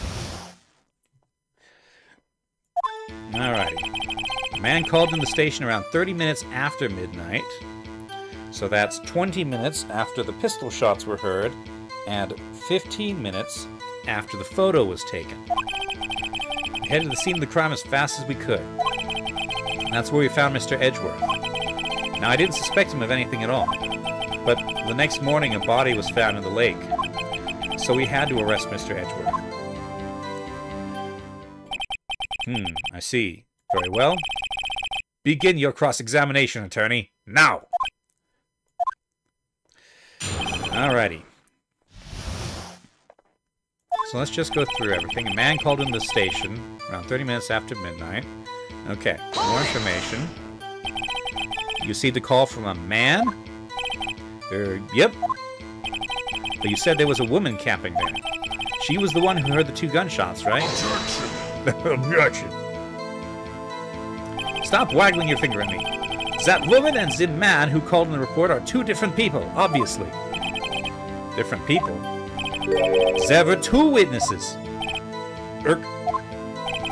Their testimonies were quite similar, however. Today I have summoned the woman who was camping. The woman who was camping. A lot of heart. What happened next, detective? Okay. We headed to the scene of the crime as fast as we could. When would that be? How long was it between receiving the report and your arrival at the lake? Well, I'd say it was about 3 minutes. That's pretty quick. That's pretty fast. Our motto for the month is get there quick. Detective, you will refrain from casually revealing department secrets. Yes, sir. Sorry, sir. I look forward to your next year's salary review. So much to look forward to these days. This is no time for dejected daydreaming. Continue. He dresses a lot like Edgeworth, or I assume Edgeworth styles himself after Von Karma here. Yes, sir. That's where we found Mr. Edgeworth. Okay, tell me more. What was Mr. Edgeworth like when you saw him then? Well, from what I saw, he looked pretty relaxed. Not like a murderer at all, really. Detective, the count requires the facts, not your opinion. How many years have you been on the force? Facts only, detective. Hard, cold, objective facts. Yes, sir. Man, he's got his share of objections. Now, I didn't suspect him of anything at all. Tell me more. Why didn't you think he was suspicious? You should know. We have a deep, trusting relationship with the prosecutors. Detectives, the court isn't interested in your musings. Deep, trusting, poppycock. I've never heard so many flippant comments from an active detective on the force. Detective Gumshoe doesn't look so good. Continue, now!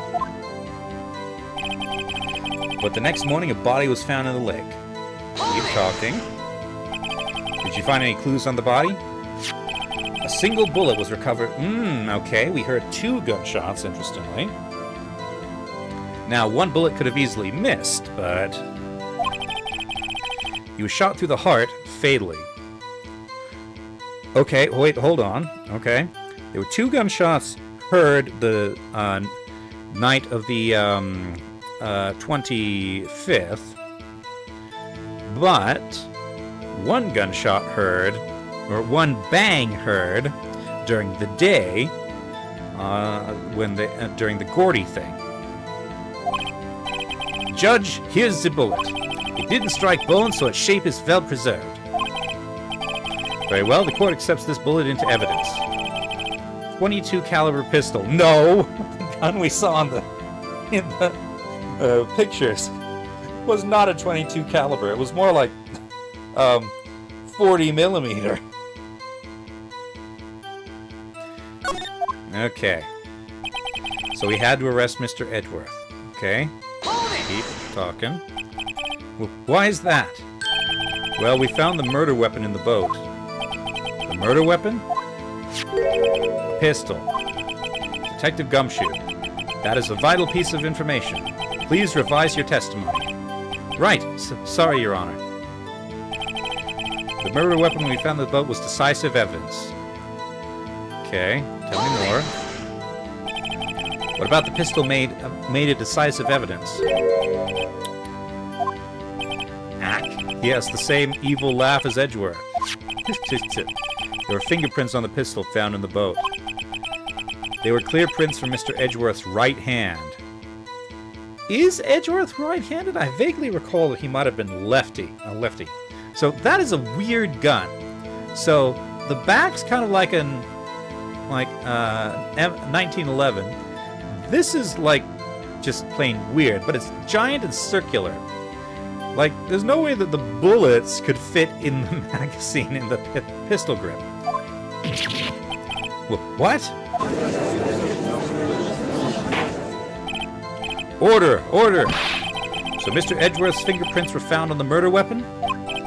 Yes, Your Honor. Judge, this is the weapon in question. Accepted into evidence. Okay. 20... Fired 3 times. Okay. Hold on. So we had 1 bang during the day. Okay, hold on. We did have 1 bang during the day, and Lotta Hart heard 2 at night. So this weapon was fired once during the day and twice at night. Okay, bears prints from Edgeworth's right hand. Members of the court, we now have the pistol used in the murder and the bullet found in the body. Detective? Yes, sir. Was the bullet found in the body fired from this pistol? Yes, the ballistic markings on the bullet match the pistol. Hey, Nick, what does he mean, ballistic markings? Shocking. To imagine someone here does not know something as basic as ballistic markings. Nick, he's glaring at me. Tisk, very well, I'll explain. Actually, Judge, you do it. Eh? Me? Ballistic markings are like the fingerprints of a gun. The barrel leaves distinctive marks on each bullet it fires. You can examine these ballistic fingerprints to see which gun fired the shot. It's quite accurate. Indeed. This leads to one inevitable conclusion.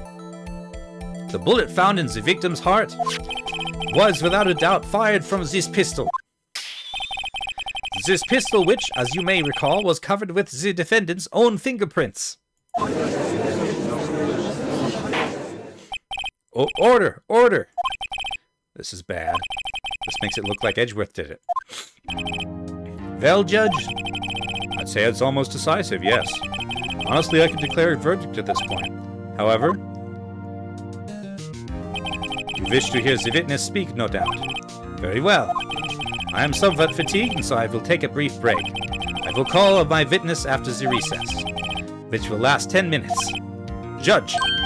Yes? What are you doing? A 10-minute recess, now! But wait, Just bang your flimsy gavel and get on with it, man. Yes. This court will take the 10-minute recess. Who's running this court anyway?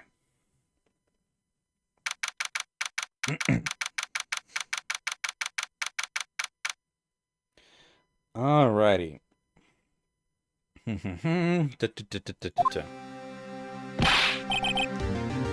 Alright.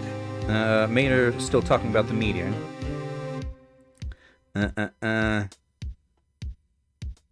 Maynard says for YR4 it'd be several dozen miles, not square, of complete destruction if it were to actually impact, be far exceed any nuclear weapon used defensively. Still, for a meteor to do that, it's probably not that big of a meteor. Like, sure, that sounds like a lot of destruction, but also a lot of meteor. Or, sorry, not a lot of meteor. Edgeworth, what's going on here? Your fingerprints were on the murder weapon.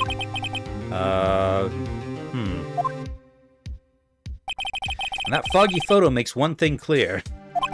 The only one who could have shot that man was the person in the photo. True. Was that you in the boat? Yes, it was me. What?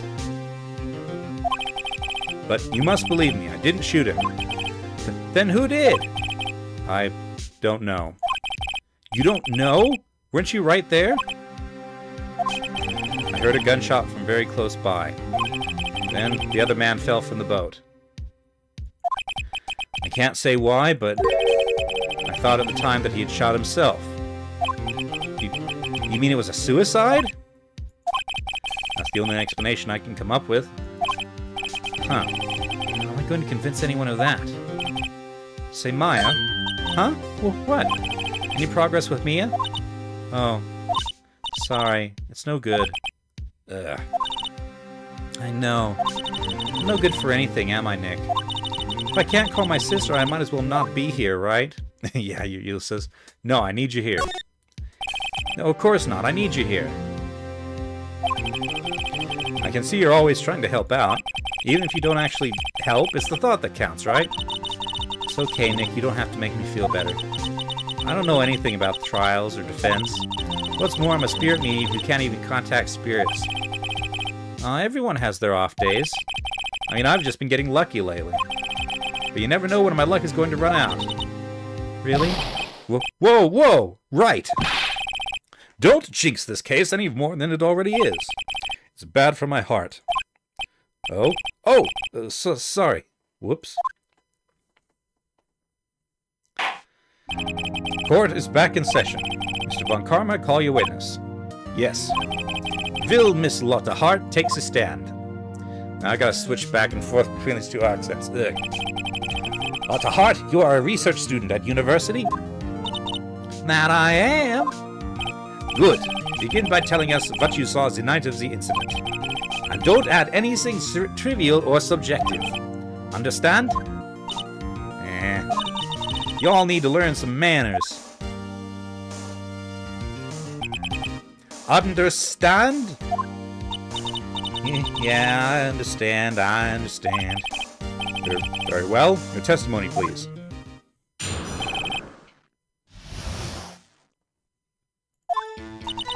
It was Christmas Eve, just after midnight, I reckon. Hold on, was it Christmas Eve just after midnight, or Christmas after midnight? Be clear. I was in my car. Heard this bang come up from the lake. When I looked out the window, I saw two gents in a boat. Then there was another bang. There wasn't nary a thing on the lake but that boat. Okay, so there was a delay between those two shots. Enough. Huh? Judge, she happened to take a photo of the incident. This is that photo. Accepted as evidence. Well, this is a surprise. This looks like the very moment of the murder.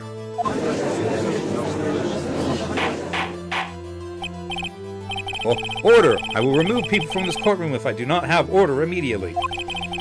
As the witness testified, she looked at the lake when she heard the shot. There were no other boats on that lake. So, the man in the boat with the victim must have been the one who shot him. Yes, it was the defendant, Miles Edgeworth. Order! Order! Order! I will have order. Well, Judge, the evidence is decisive. I have very little doubt about this case. Very well, this court finds the defendant... Yes, object indeed. Well, wait, Your Honor! I haven't cross-examined the witness yet. A cross-examination? We have photographic proof. What question can there possibly be? This photo is worth 1,000 words, and they all read guilty. You lose. Or, do you claim to have found a contradiction in her testimony? That actually sounds like he's giving me an out. Very well, if you have to, you may cross-examine the witness. You will only flounder and ask meaningless questions. You will fail to find anything. And then, I will have you held in contempt of court. Nick? Contempt? Contempt of court, you know? I guess I understand. But what are you going to do? You really think there was a contradiction with the facts in her testimony? I think there were. I think I noticed one little thing. Wow, I'm impressed, Nick. I didn't notice anything. Right, let's take him on. I got a bad feeling about this. I understand. I will cross-examine the witness. Tisk, tisk, tisk. Very well. I pray for your sake that this isn't a waste of time. Alrighty. Christmas Eve, just after midnight. Okay, I'll come back to that. Was in the car. Tell me more. Why were you camping there, anyway? I'm a research student at my university. I was taking pictures to use in my research. What research? This all sounds suspicious. Sure. Press further. Miss Hart, could you be more specific about your research? What does the witness' motive for camping by the lake have to do with this case? The answer is nothing. I object to this line of questioning.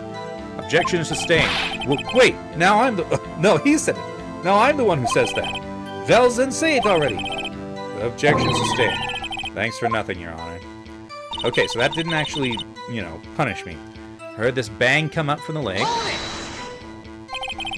So you weren't looking in the lake at that time? Nope. I looked after I heard that noise. She said that already. I ask you to find contradictions, not leisurely chat with the witness. Irk. When I looked out the window, I saw two gents in a boat. Could you clearly see the two men? Just look at the picture. Clear enough for you? Uh-oh. Wait a second. I wasn't asking you about the photo.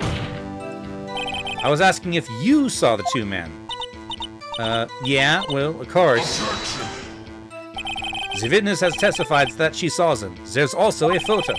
You'd best look elsewhere for your precious contradictions. He jumped in quick. He's hiding something. And there was another bang. Keep talking. Were you watching the very moment the shot rang out? Well, yeah, sure. You're asking meaningless questions. Meaningless. Contradictions, Mr. Wright, not meaningless babble. Von Karma, I think I hate you. He's trying to keep me from talking to the witness. To what end? There wasn't nary a thing on the lake but that boat. Okay, keep talking. Are you sure about that? Yeah, sure as a country gal can be. That sounds pretty sure. Keep talking. How come you're so sure? Well, heck, I scanned the whole lake. Scanned the whole lake?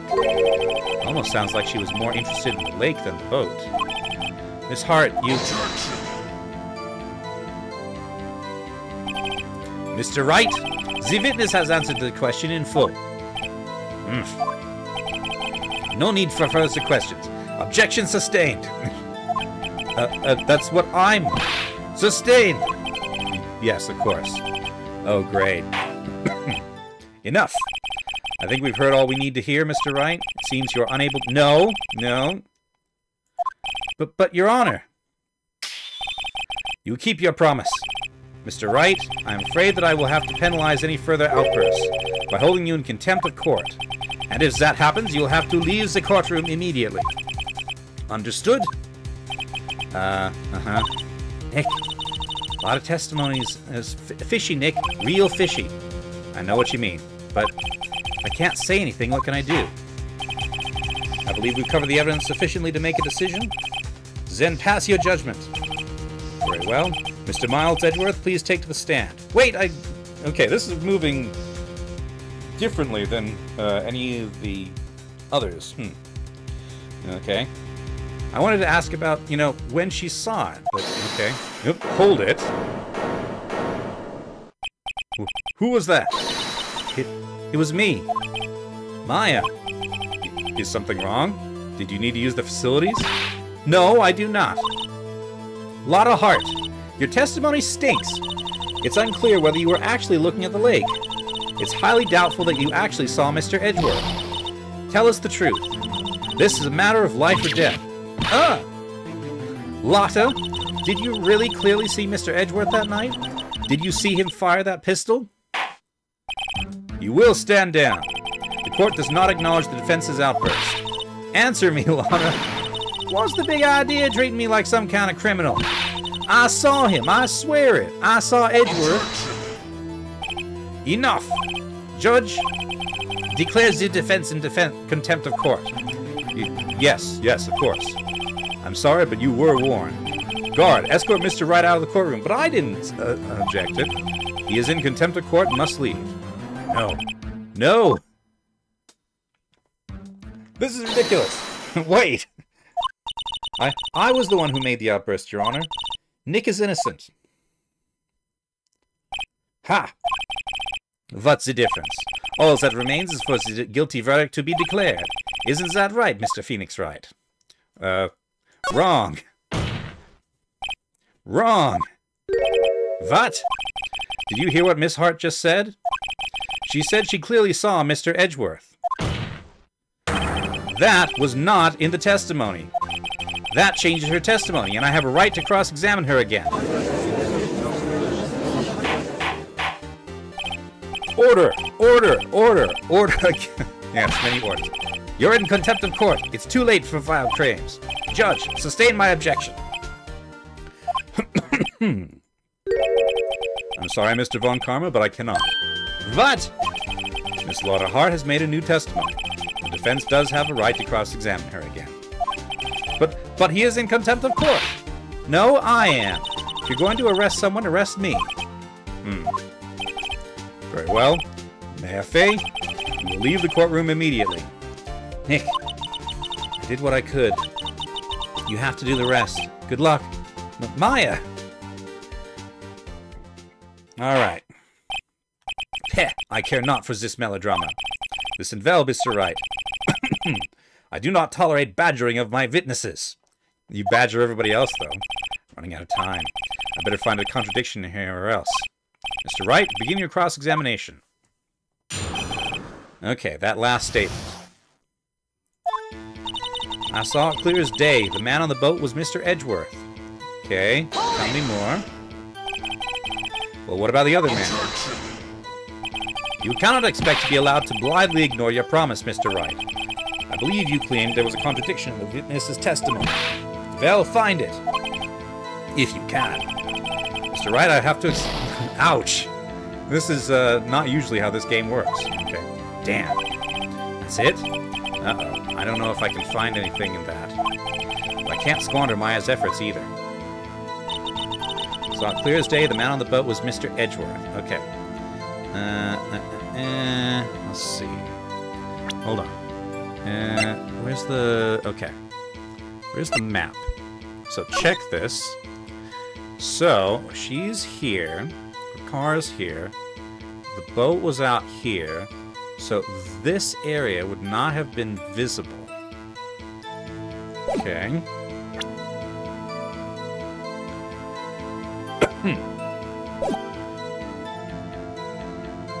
Let's see.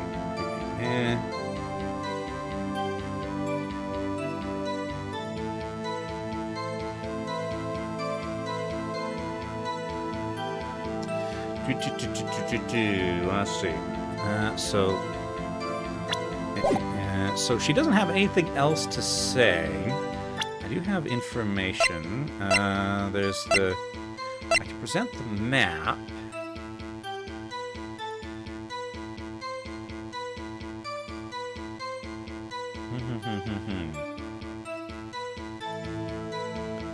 Let me see.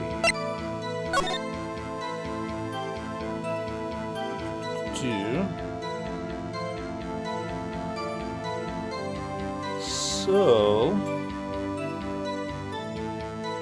from her viewpoint, this boat must have been facing inward toward the boat dock. I don't know if that's relevant.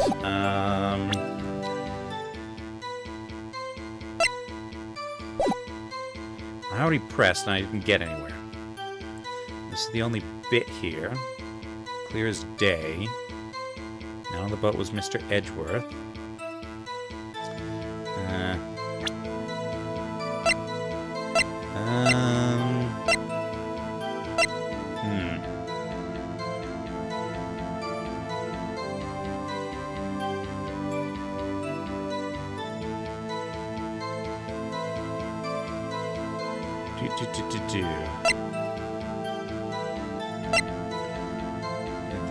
map. Guess I could try presenting the map. Like, I already tried pressing and that didn't go anywhere. So...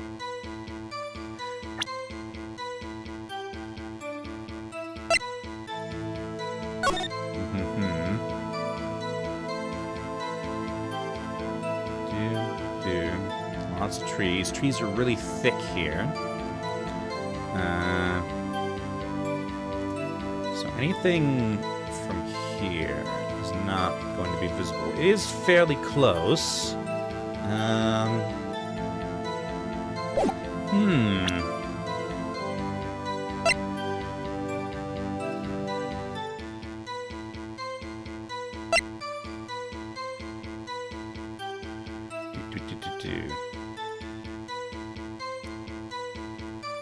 I mean, the contradiction I would have made, I'm not able to make, because this was taken on on Christmas itself, 15 minutes in.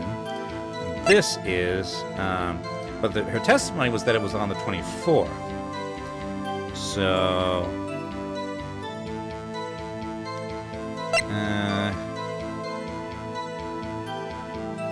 it was pretty foggy, so how was it so clear for her?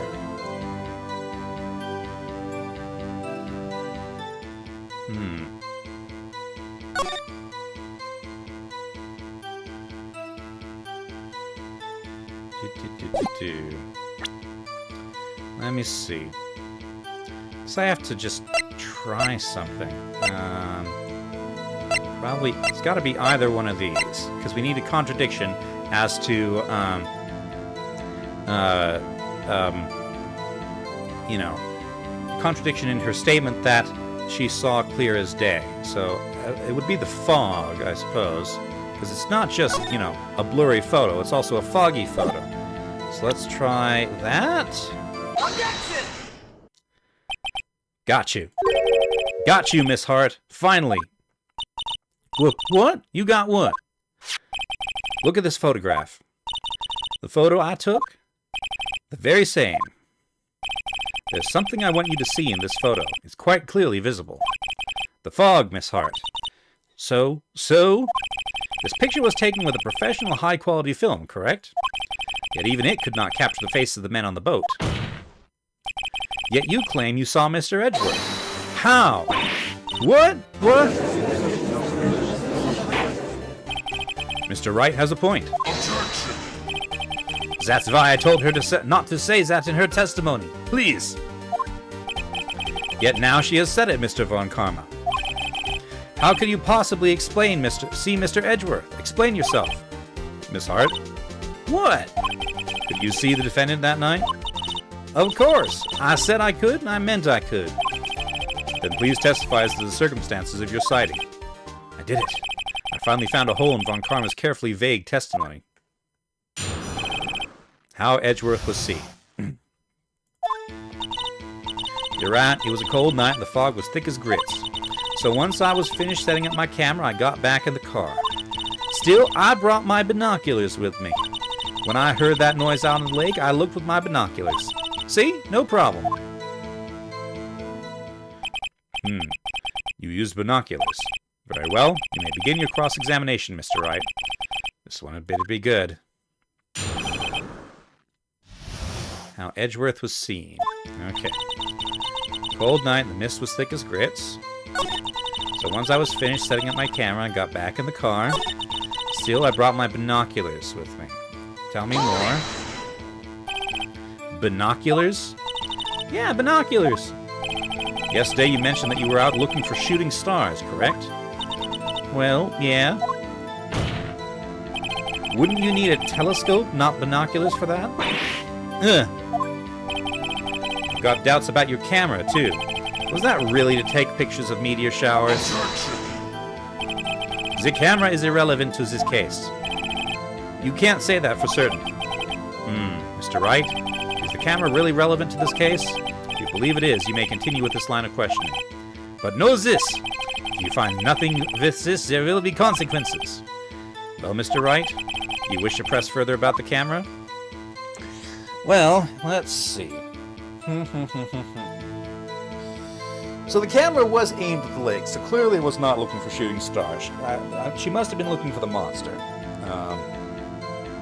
Let's see.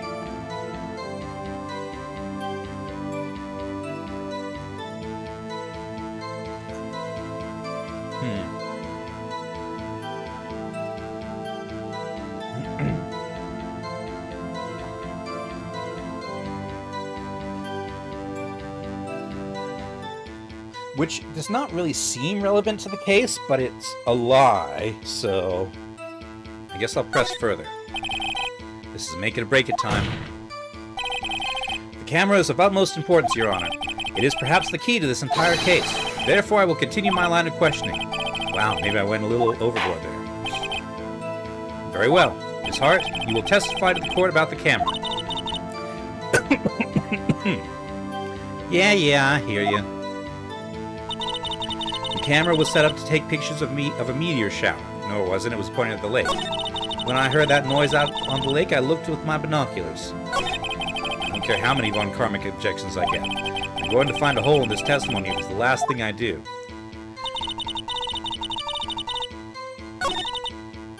Back in the car, camera was set up to take pictures of the meteor shower. Press. Miss Hart, what made you choose that lake to photograph meteors? You know the fog gets thick on that lake. It's not very suited to stargazing. Yeah, well, you see, I guess I wasn't thinking too straight and hard. Mr. Wright, I will not have you badgering my witness because of her challenged intellect.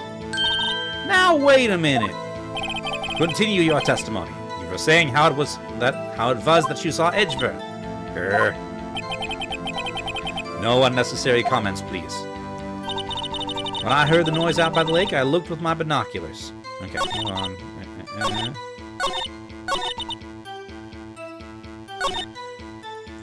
Okay. Got back in the car. Set to take pictures of the meteor shower.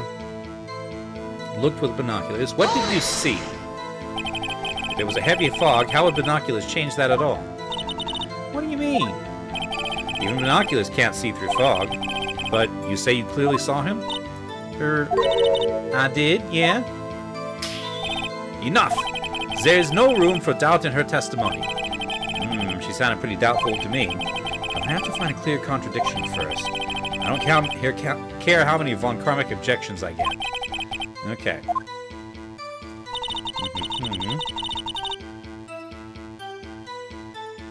Okay. Overhead map. Camera. This was the spritz. Got back in the car. Tell me more about that. Your camera? Yeah, it's got an automatic. The issue we are concerned with is Miss Hart seeing Mr. Edgeworth. The camera has nothing to do with this at all. Objection sustained. He's not letting her answer any of my questions. Have to take pictures of meteor shower. Where that noise, looked out with binoculars. Okay? Tell me about this. So, how could you see Edgeworth? Now, just hold your horses for a second. You hasty Yankee types never find a gal where I'm... Vet attorneys have trouble with that as it is. Nobody loves me. Okay. Finished setting up the camera, got back in the car. Camera was set up to take pictures of the meteor shower. Looked out. Okay.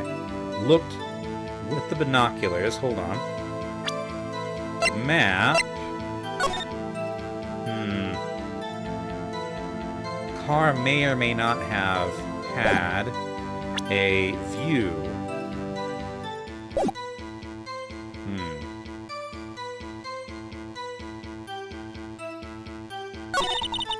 Set up to take pictures of the meteor shower. We're just setting up the camera.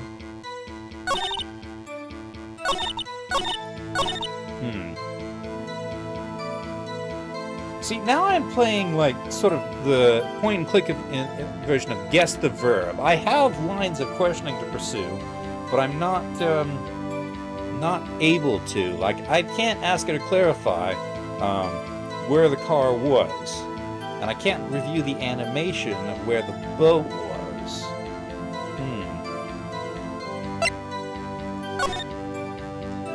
Because if it was here, and the car was there, then presumably she wouldn't have been able to see it, but if it was there, then maybe. And also, did she or did she not get out of the car?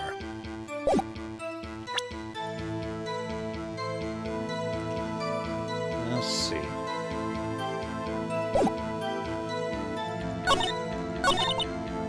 Okay, let's review this. Camera. Automatic. Okay, so he is really, he's really, preventing her from talking about the camera. Nope, nope.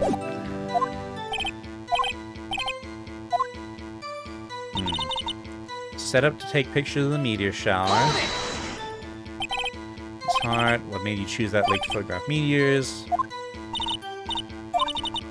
Wasn't thinking too straight.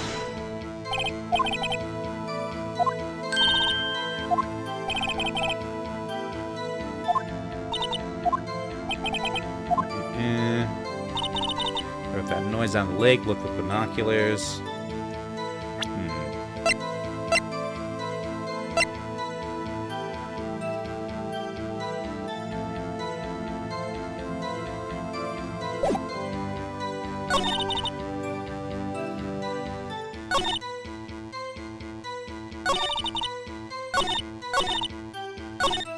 Heard that noise out on the lake. Look with the binoculars. So,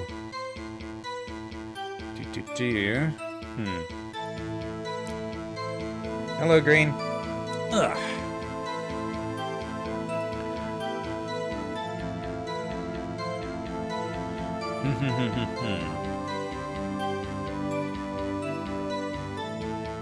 Let me see. Why is the camera that is set up for meteors pointed at the lake? That's a very good question that I cannot ask. I'm pretty sure she was looking for Gordy, this version of the Loch Ness Monster. But that is not a line of questioning I know how to go down at the moment.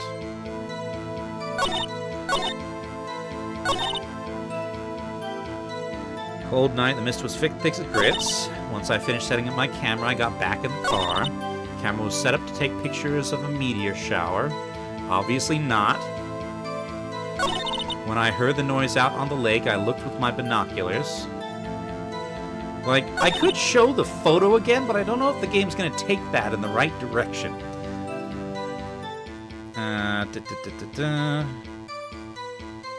Let me see. And, I'm penalized for taking too many wrong directions. Actually, here, I might as well just...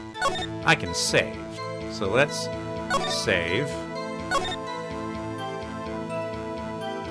Wow, did I really start... Oh, Christmas. No, December 2023. Okay. So, yes. Alright. I'm gonna press you. Oh, sorry. I'm not going to just press you. I'm going to show you the photo again.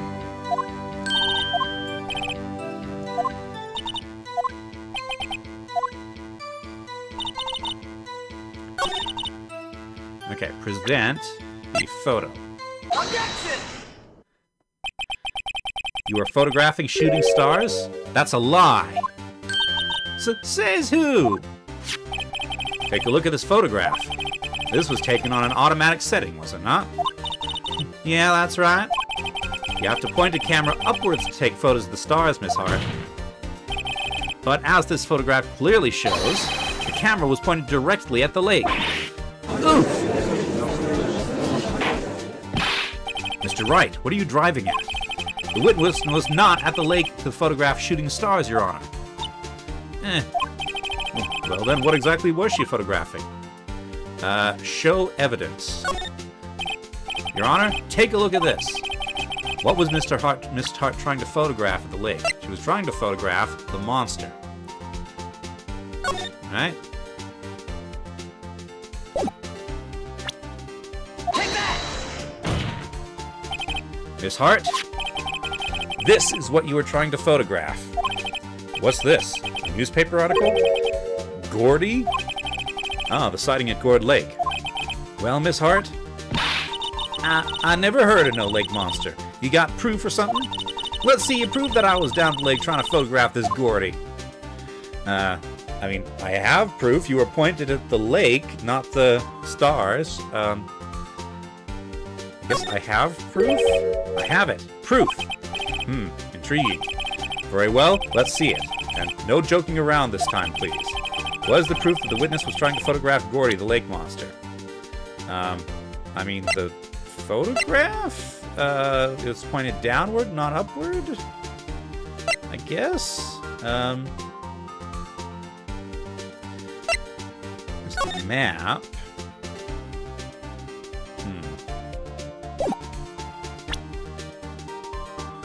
Alright, save again.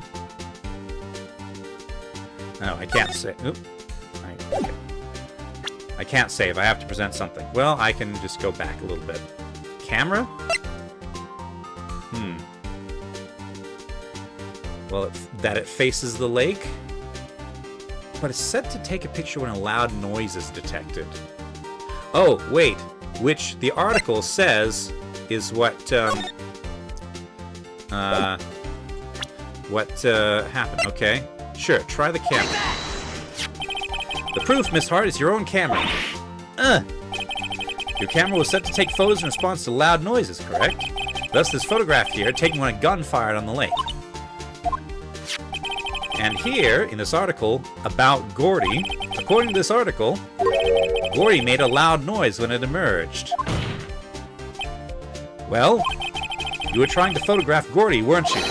That's why you had set your camera to respond to loud noises. Order, order. He says that a lot. He never does get his lunch never does come, does it? I see. I too thought it was a little strange. Yeah, sure. Well, Miss Hart, you were camping there to try and take a photo of Gordy, weren't you? Yeah. Not bad. Are all you lawyers that smart? So, smart boy, I was down there trying to photograph Gordy. You got me. So what? Huh? That don't change what I saw, does it?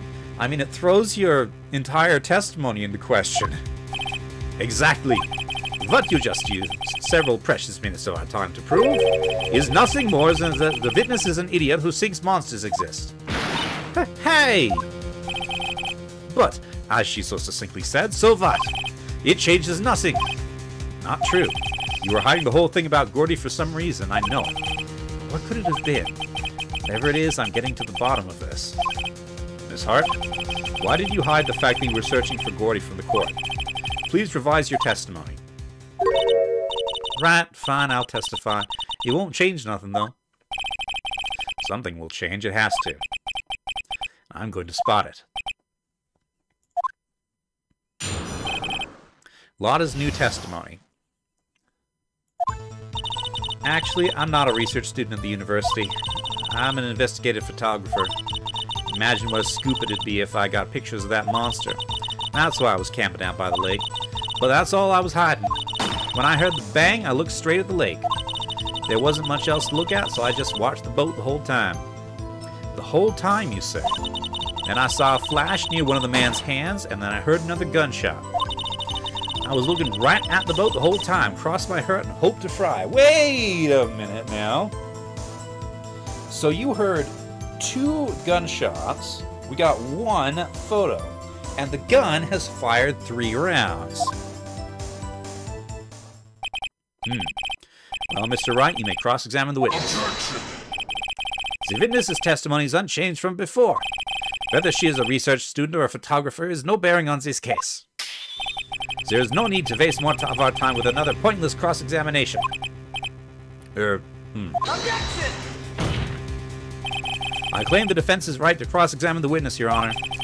Von Karma's up to something, I know it. He doesn't want me to cross-examine her because... Why? Was there a contradiction? Very well, you may begin the cross-examination. seem sure of yourself. You must have something in mind. Ah, that would be a first. Very funny.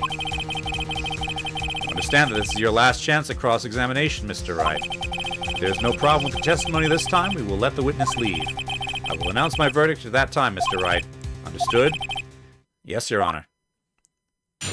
Okay, I'm gonna save. Not a research science student. Okay, save. Alright. So, tell me more. Then what manner of person are you? I'm not sure I'm highfalutin enough to be called a man or ever anything. Investigative photographer. Tell me more. An investigative photographer? Yep. You get your photo and sell it to the press. It's that kind of business. Hey, I was taking pictures at my sister's graduation last year. And guess what? What? There was a UFO just hanging in the sky. A UFO? You know, an unidentified UFO. UFO. You know, an unidentified flying object. A UFO. That's what I heard. That's when I had sort of a revelation.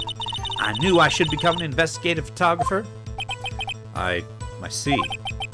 Kind of a shaky basis for a career. Imagine what a scoop it'd be if I got a picture of that monster. That's why I was camping out by the lake. Okay. And she was out there for 3 days. Tell me more. That's why you put the automatic sensor on your camera? Yep. Borrowed it from a university professor. You can analyze every sound it picks up, and when it gets a bang, it snaps a shot. Yep. So how many pictures has it taken so far? Well, the only time the camera triggered was that night. That's all I was hiding. I think it's time you told us why you felt you had to hide your true purpose to the lake. Heck, if word got out what I was up to, the lake would be swarming with competitors. Competitors? Yeah, second-rate shutterbugs trying to steal my scoop. Ah, is that the only reason you were hiding the truth? Well, actually... Mr. Wright, I will not have you asking questions with no relevance to this case. Whatever you say, Von Karma, I know you told her to keep quiet. Okay, heard the bang. There wasn't much else. Saw a flash. Then I heard another gunshot. Okay, so hold on. Fired 3 times.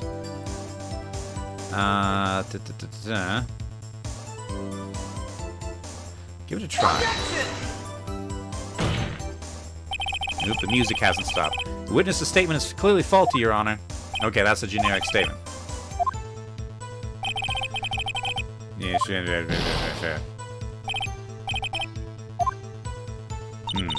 Saw a flash near one of the man's hands, then I heard another gunshot. Okay, tell me more. Is there nothing on the lake but the boat at that time? Huh? Wait, so you're thinking maybe he was shot from some other place? I don't think so. Nope. The lake was smooth as glass and nobody was on the shore neither. Better find some sort of contradiction in this testimony. I won't be able to beat Von Karma any other way. There has to be something. I mean, the map has clear blind spots. Well, I guess if she was like on this shore here, she could see almost everything, but not quite. It's like we've been here, so we couldn't see the boat rental place from where it was. Let me see. The map, perhaps? Comfort, camping out by the lake. It's hiding. Look straight out at that lake.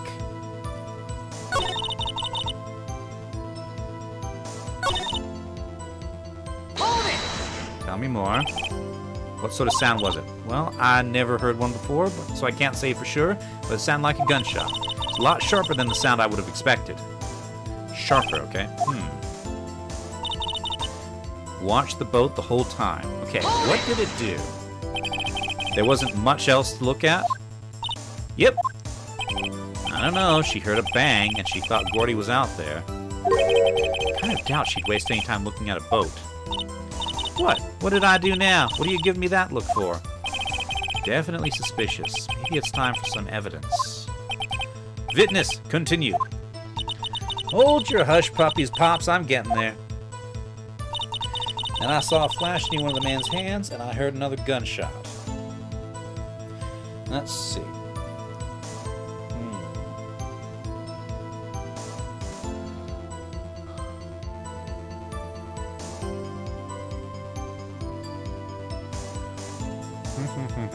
Okay, so from the start. Not a research student at the university. Investigative photographer. Imagine what a scoop if I got a picture of that monster. Tell me more about this real quick. Is Gordy really all that newsworthy? Heck yeah! They've even had him up on the TV. I'm not sure that appearing on the local news Rumor of the Month segment qualifies. Last month's segment was Bigfoot sighted on Acorn Hill, I believe. Hey! They also had a picture of him in the newspaper, for real! Mr. Wright, this is one fight I do not believe you can win. Let's keep moving, shall we? Yes, Your Honor. Okay, that's why I was camping out by the lake, but that's all I was hiding. When I heard the bang, I looked straight out at that lake. There wasn't much else to look at, so I just watched the boat the whole time. Let's see. And I saw a flash near one of the men's hands, and I heard another gunshot. Okay, so the game seems to tell me to present evidence. Let me see.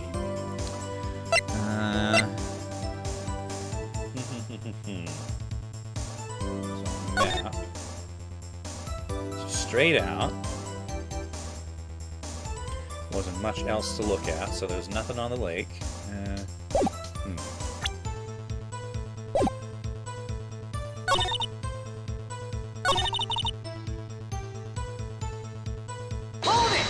Okay, do this again. There wasn't much else to look at. Yep. Okay. Kind of doubt she'd waste any time looking at a boat. Maybe it's time for some evidence. Okay. What evidence would that be?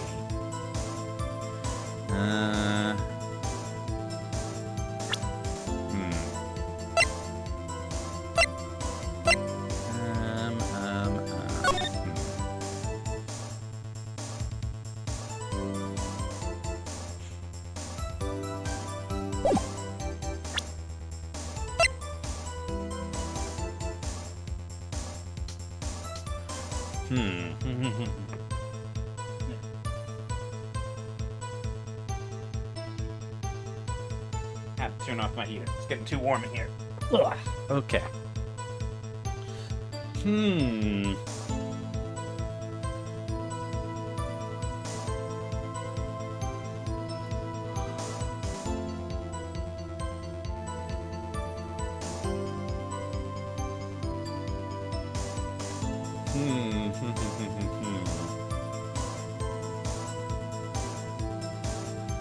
Let's see.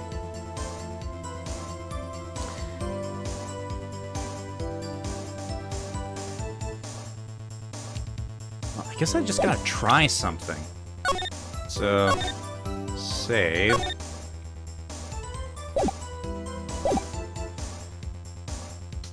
So I guess I'll present, I don't know, the,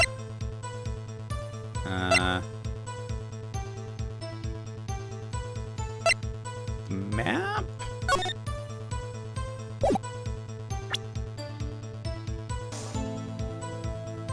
Objection! No.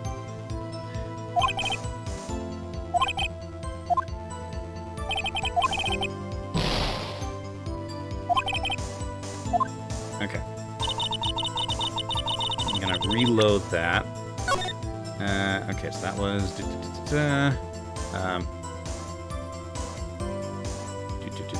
this one. Yes. Okay, present. Photograph again?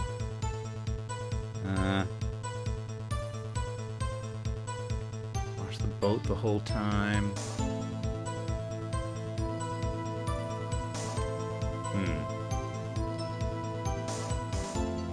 I guess try this. Objection!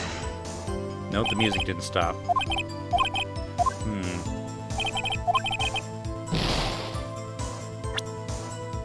Load again. Okay.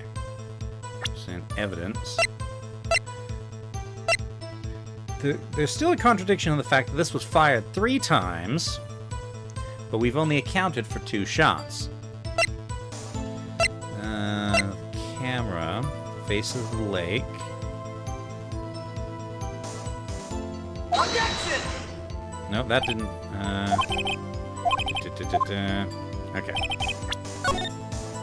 No.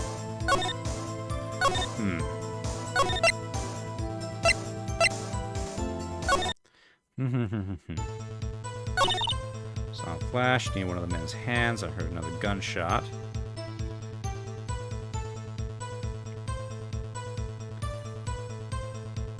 Let's see.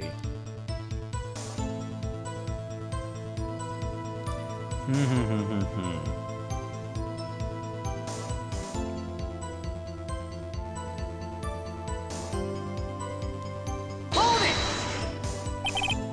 Was there nothing on the lake but the boat at that time? Huh? Wait, so you're thinking maybe he was shot from some other place? I don't think so, nope. The lake was smooth as glass. Nobody was on the shore neither.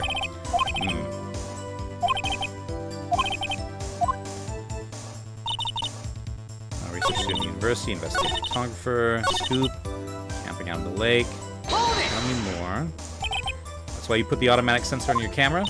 Yep, borrowed it from a university professor. We already did this. Every sound it picks up, and when it gets to a bang, snaps a shot. Yep. So how many pictures has it taken so far? The only time the camera triggered was that night. But surely we should have 2 pictures, one for each shot. That's all I was hiding.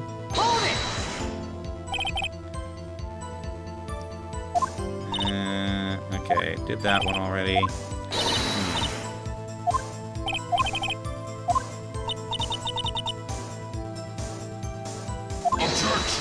So she did have another reason to hide it.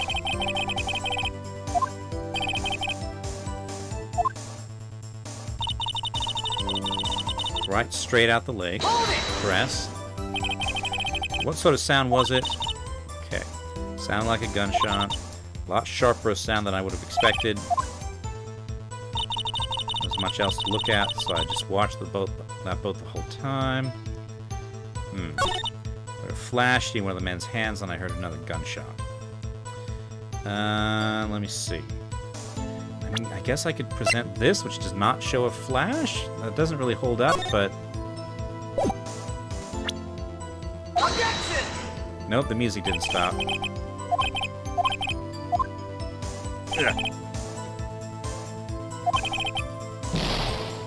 Yes, yes, yes. Okay.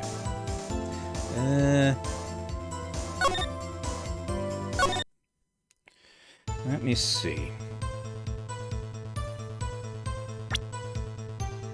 There's the photo, there's the camera, which faces the lake. Time and death. 1 bullet to the heart. Okay, what about the second gunshot? Okay, hold on.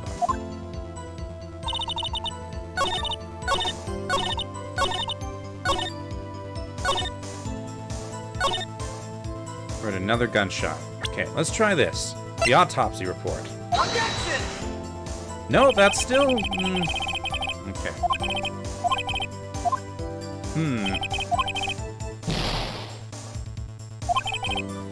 Like, I have...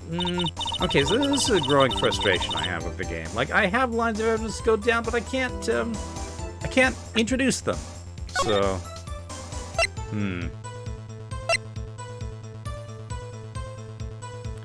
Let's see.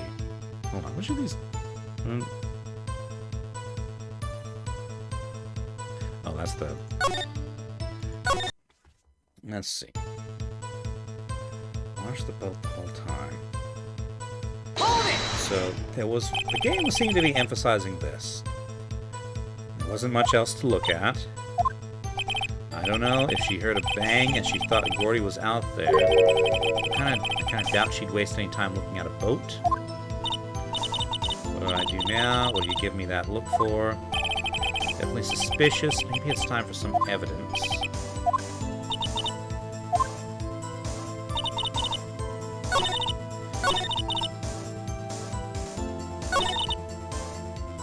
About the whole time. I don't know. Present the article?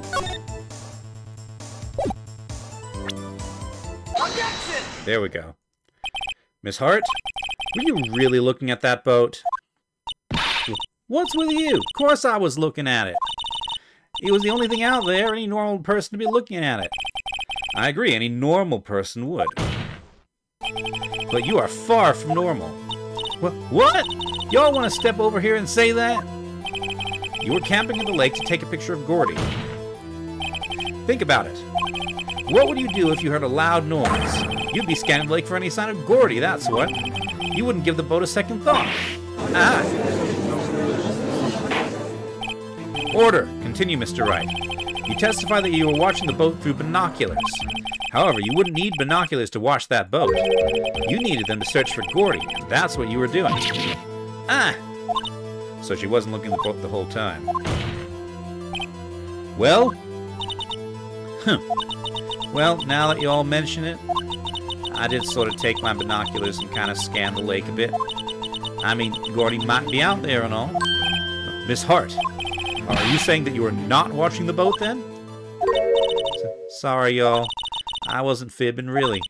I thought, I could be a witness to a murder and all. I kind of got excited. I was sure I was watching that boat, till now. This is totally uncalled for. But hey! You got the photograph, you got proof. Still, we can't see who is shooting who in this. Right. That's why I took this photo and... Objection! Yep. Witness, that's enough. You've had a long day. Shut your pie hole. Shut my what? What was she going to say? She took the photo and, what? Enlarged it, right? Wait a second. She even had the photograph to prove it. But you really can't tell from the photo who is shooting.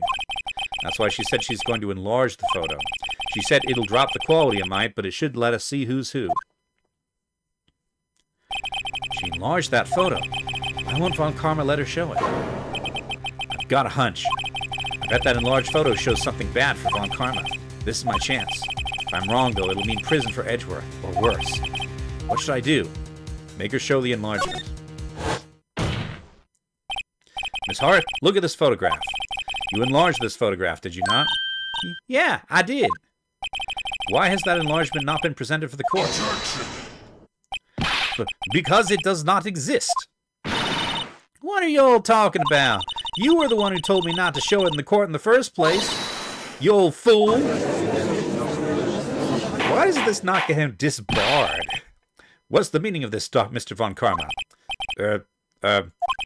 Miss Hart. Show the photo to the court. Show us the enlargement. Objection! The prosecution objects to the submission of this evidence.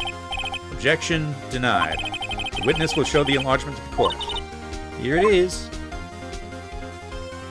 We still can't tell. But, very notably, it was fired with the left hand, not the right. We still cannot see who is firing in this. It could be the defendant, or maybe it's not. Neither of them have the distinctive hair. They're both bald.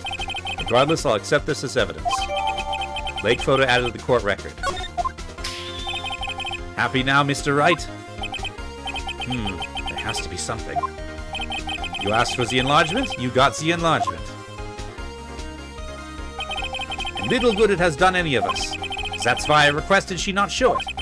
I suppose this means that the cross-examination is over, obviously. Now, I would like to close the cross-examination of Miss Lotta Hart. And none too soon. That was a fragrant waste of my time. Mr. Von Karma, do you have anything to add?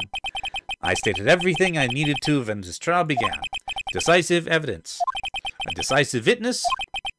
What else could possibly be required? Nothing, of course. Then I believe it is time for me to declare my verdict. Wait, it's not supposed to go like this. There has to be a clue in this photo, somewhere. This is bad, real bad. What should I do? Show other evidence.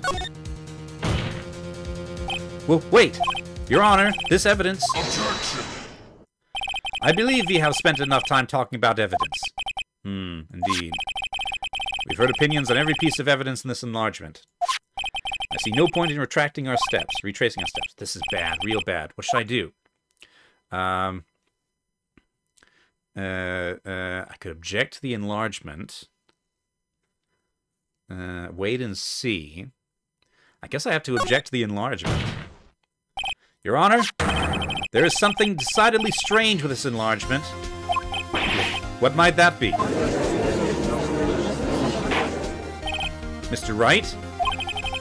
He's flashing red menacingly. You will show the court what you mean. What about this photo is strange? Okay, here goes nothing. I'll show the judge what's strange about this photo. Okay. This is what's strange about the photo. He is being fired with his left hand, but the fingerprints are from Edgeworth's right. Here, Your Honor. The shooter... I'm not sure I understand. What about the shooter is strange? Look at the hand holding the pistol, Your Honor. The hand? The hand directly contradicts another piece of evidence. This man's left hand does... This man's left hand does what? Let me show you. I'll show you the evidence that the left hand contradicts. This. It bears prints from Edgeworth's right hand. Take that! The evidence is clear. The man in this photograph is holding that pistol in his left hand. However, prints on the murder weapon were from Edgeworth's right hand. Ergo, the man shooting the pistol in this photograph is not Mr. Edgeworth.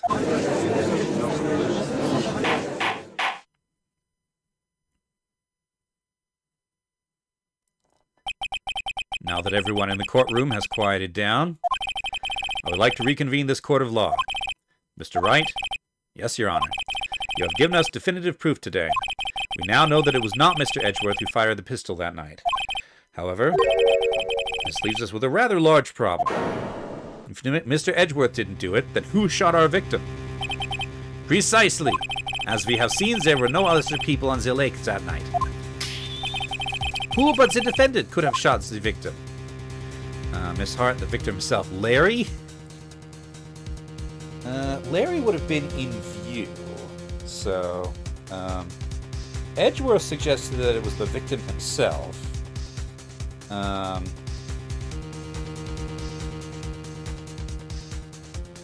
So, let's see. There's only one explanation remaining. The man who shot the victim was none other than the victim himself. Order! Order! So, you are saying that the victim committed suicide? Yes, Your Honor. I can think of no other explanation. Indeed, that does seem to be the only remaining option. I'm so very, very sorry, Mr. Wright. But suicide is out of the question. What? An examination of the victim's wound reveals the distance at which he was shot. The distance? The victim was clearly shot from further than a meter away. A meter? That's 3 feet. There is no way it could have been suicide. Order! Order! Mr. Von Karma, are you sure of the accuracy of your data? Of course. I had already considered the possibility of suicide, you see. Autopsy reported earlier. Shot from approximately 1 meter away. Okay. So, about 1 meter, but not greater than 1 meter. Okay. I see. Very well, allow me to state my opinion. Considering the situation, the shooter had to be the defendant, Mr. Edgeworth. However, the prints on the gun revealed that the shooter was not Mr. Edgeworth. This is a conundrum. Therefore, I would like to suspend proceedings for this trial for the day. The court orders the defense and the prosecution to further investigate this matter. Understood? Yes, Your Honor. That is all. This court is adjourned. All right. 1:15 p.m. Phew, that was a close one. Hey, don't you have anything to say? No, I have yet to be... I have yet to be declared innocent, right? Well, yeah, but what happened out there on that lake anyway? If he didn't commit suicide, then who? The shooter was about a meter away, too. What? Don't give me that look. I did not kill him. I was just kidding around. Look, I'm going to go check on Maya. Oh. Right? What? Tell her something for me. What?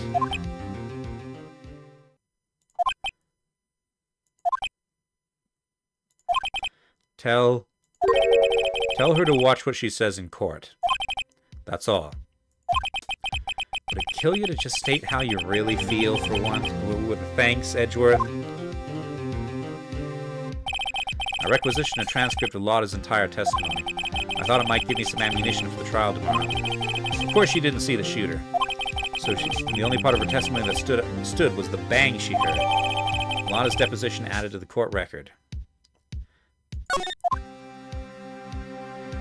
To be continued.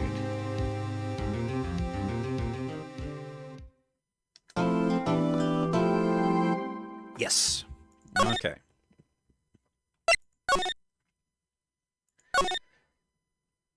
All right. And back. All right. December 26th, Detention Center Visitors Room. Maya. Hey, Nick, it's you. I'm glad Mr. Edgeworth made it through the day okay. It's a relief. Hey, why'd you do that anyway? I don't know. I just knew I had to do something. I know I'm not the lawyer my sister was. I'm sorry. Well, you did save the trial. Just behave from now on, okay? Oh, okay. Have you been questioned yet? No, not yet. Detective Gumshoe was here just now. He said seeing as this is your first offense will let you go after questioning. Phew. Oh, and he wanted me to get bail money ready. You can pay for me, okay? Huh? How much? I don't know. I guess they'll send you a bill or something.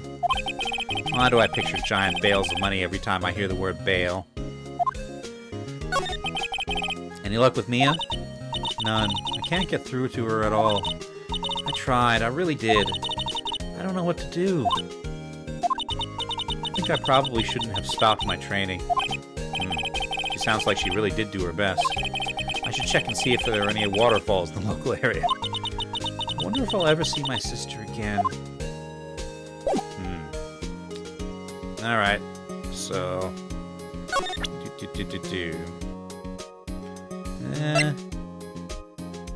Heard two sounds like gunshots just after midnight. Alright. Alright, let's move, I guess. Presumably to the lake. Gourd Lake. There are fewer than there were yesterday, but the cops are still around in the park. I wonder if Detective Gumshoe is here today. Alright, nothing appears to have changed, but there's new stuff to examine. Winter's chill, a lot of trees. Today it's just cold. Sign says Gourd Lake Nature Park, full of families picnicking on the weekend, a little cold for picnicking. A lot of trees here. I guess that's why they call it a nature park. Quite pretty when the cherry trees along the lakeside blossom in spring. Yes, the United States, known for its many, many cherry trees. Today, it's just cold. All right. To the beach.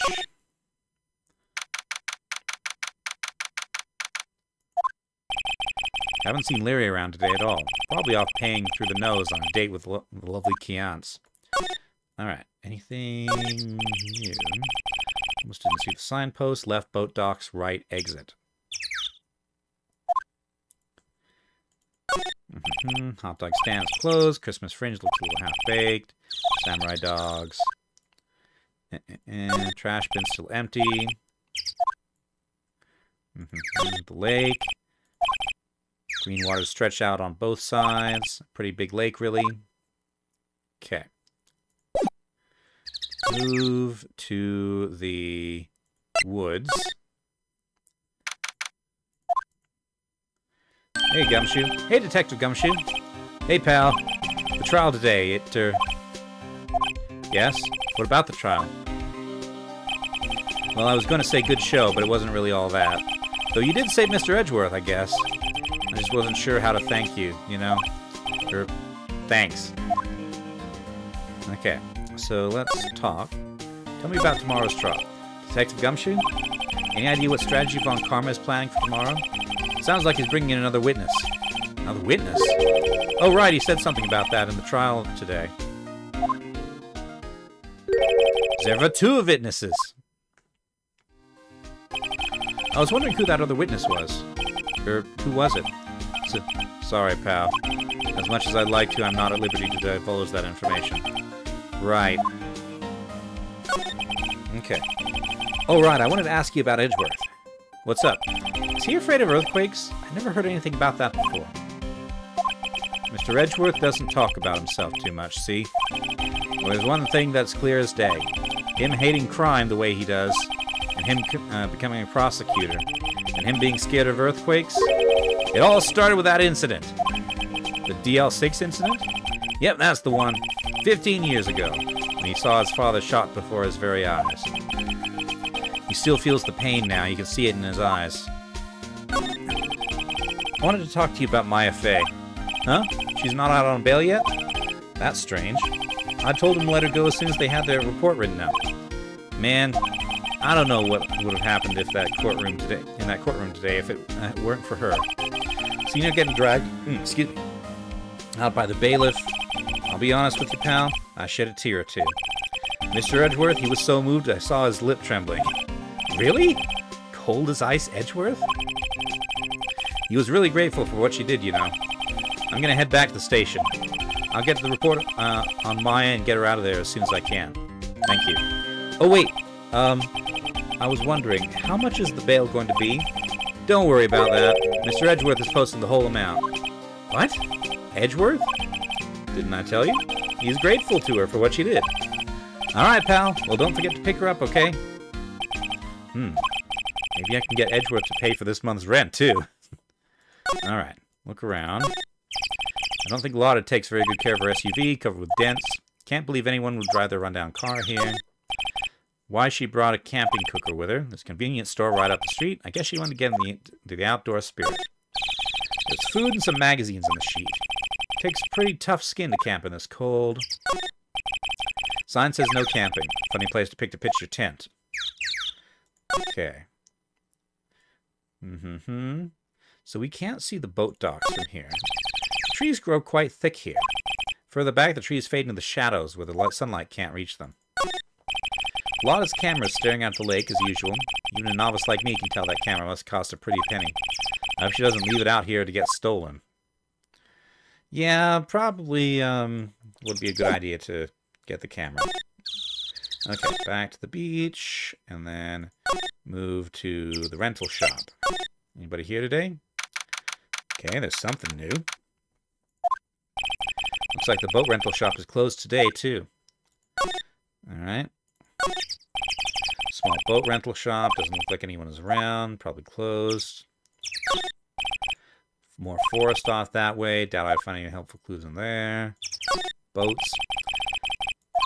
The murder took place in a boat from this dock. Apparently the police took away the actual boat that was used that night. Indeed, there's a space for one more boat at the dock. Okay.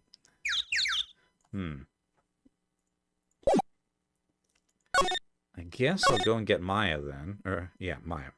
Move. Go to Lake Entrance. Move to the detention center. Hey, Nick, you finally came. They just finished the paperwork. I'm free to go. Free at last, eh? Those interrogators were really mean. They were like, okay, what did you do this time? Like I was some kind of criminal. Can you believe it? Well, they let you out in the end, didn't they? Well, that reminds me. Thanks for the bail. Thank Edgeworth. Huh? He posted bail for you. Said he was grateful for what you did. Mr. Edgeworth did that? I have to make it up to him. We've got to win this case, Nick. Let's see. Alright.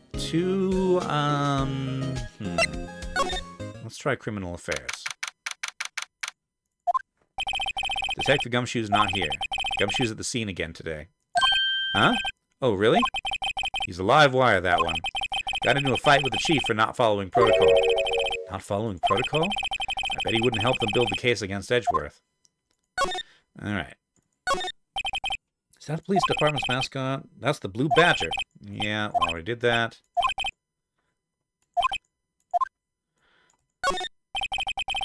Chief of the detectives here, glued to his computer screen. Rook to bishop 7. He's playing chess. Checkmate! I don't believe it! He must be playing chess on the computer. These are the detectives' desks. Readers and files. A lot tidier. Detectives don't spend a lot of time on their desks. Don't do anything rash. Why jump? You have every reason to live. You must be doing image training for talking down a potential suicide. Okay. Poster. Female police officer. Babies in uniform. Okay. Back. Move to the Gourd Lake entrance, I guess. There aren't many cops around today, are there? They're probably back at the precinct working up the case against Edgeworth. Hey, y'all! Hey, it's Lotta. Y'all really did it today. What do we do now? No, I'm not complaining. See, I did a little thinking. A little self-reflection, you might say. I realized that being a witness is a mighty big responsibility. But I just went up there and started blabbing any old thing that came to mind. Lotta. So, you see, I want to make it up to you all. Make it up? Alright. Tell me about today's trial. What did you think of the trial? To be honest, I was doing it half just so just to say I'd been a witness, even though I didn't really see anything. Kinda convinced myself I had, though. I'm sorry, I know I caused y'all a lot of trouble. Well, memory is a tricky, vague little thing.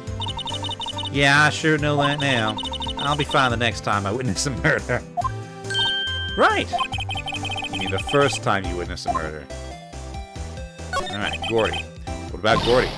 Right! Well, the way I figure, the trial's only stoking the flames of Gordy fever. I'll get my exclusive photos and rocket to stardom. Alright, Lotta, you go girl. I wish I could be an investigative photographer, too. Finish your spirit medium training first. Lotta, what do you mean by making it up to us?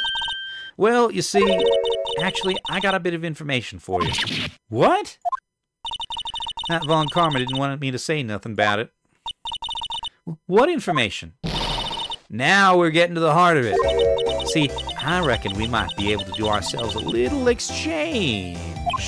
Exchange? I thought this was to make it up with us. Right. I propose a little exchange to make it up to you.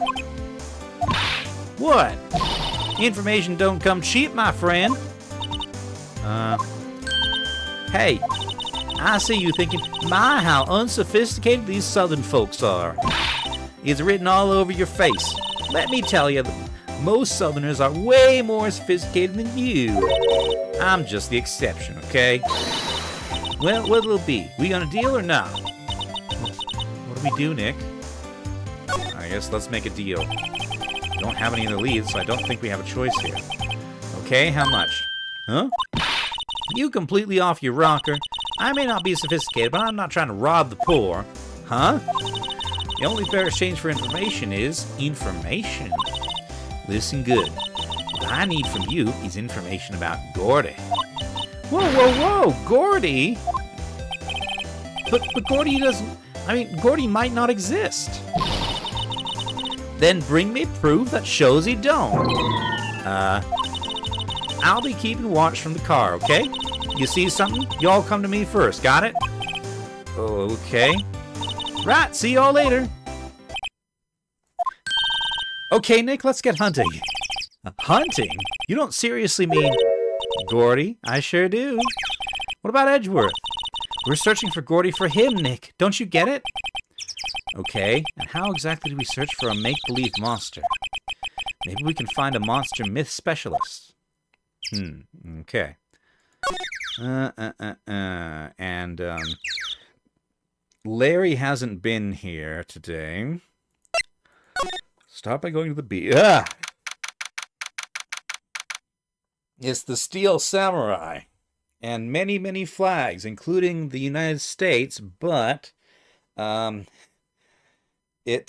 looks like the Old Glory flag from World War II. Also, yes, we are most definitely in Japan. What's that? The Steel Samurai, Nick. Yo, Maya! Larry, what the heck is that? Oh, it was my girl Kiance's idea. She was all, if you, put this here, it would be, really cool. Dude, she gave it to me along with the banner. Wow. That's really impressive she could find those for you. Well, she knows a lot of people. And that show's finished now, so she got them for free. Right. That is an interesting shirt. Your shirt has eyes. Alright. Yo, Nick. What happened with Edgy? Well, we made it through the first day in court, alright. I don't know how good our prospects are from here on, though. Huh. Hey, Larry, did you know Mr. Edgeworth's secret weakness? He's terrified of earthquakes. He acts like a little boy. Huh? That's weird. I don't think he was ever like that in school. No? Really? Well, we were only in the same class for a little bit. He transferred schools pretty quickly. Transferred? Right, when the DL6 incident happened. Doesn't look like Larry knows about it, though. So tell me about the big samurai. Hey, Larry, when did you get that big thing? Huh? Oh, the big guy? I've had that for about a month, yeah. It's a big hit with the kids. Why wasn't it here yesterday? Very yesterday. Huh? Huh? Oh, right. The compressor was busted. Compressor? Yeah, it's that little unit in my hot dog stand. That's what I used to put the air in the Steel Samurai. It broke a little while ago, so I sent it in for repairs. Oh. And here I thought you'd inflated it by yourself. Okay. Interesting. So, the Steel Samurai is more like the Balloon Samurai. And what happens when you overinflate a balloon?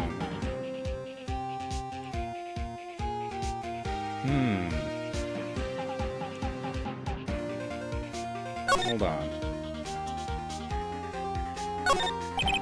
Doesn't that Steel Samurai look a little out of place? I mean, it's so huge.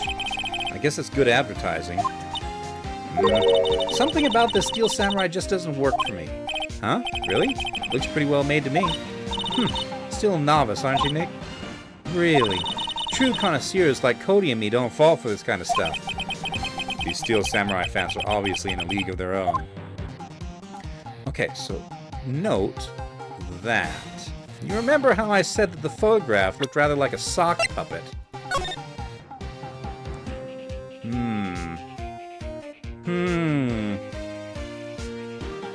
A bang, and then...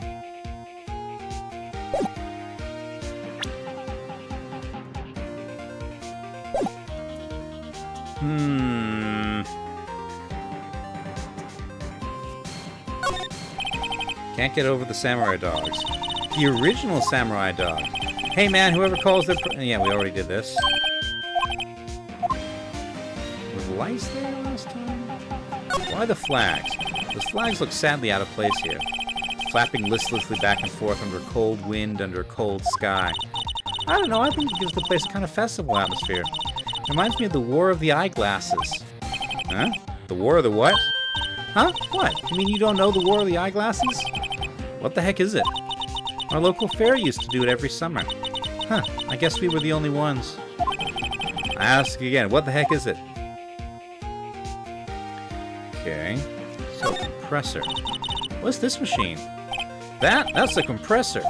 I used it to fill up that balloon there with air. Huh, neat. I just got it repaired yesterday. Man, what a drag that was. Okay. Let's see. What do you make of this, Larry? Nope, no, not that. Okay, I always hit check instead of present. Nope. Present. That's the guy that's selling my dogs faster than I can cook them. Do you think Gordy really exists? Nah, I think somebody's probably saw something else that they just thought was Gordy. But I'll keep selling samurai dogs until the truth's out. Okay. What do you think of the murder? No, I present. Sorry, Nick. I don't know much about that. I'm your seller of hot dogs. Okay. What about the map? Nope. Okay. Well, thanks, I guess, Larry. Alright, let's go to the boat rental shop, I guess.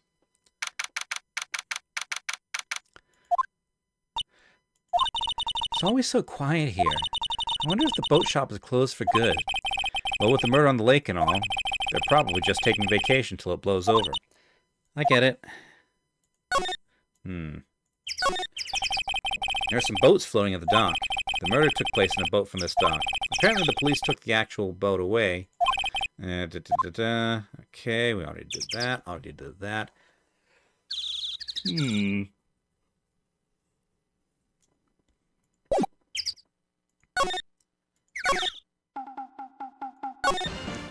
To the beach, I guess. Or the woods, rather.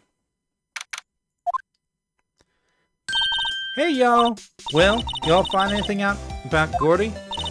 No, nothing. Well, keep moving. It gets cold out here at nighttime. It is a little chilly. I think I have to sneeze.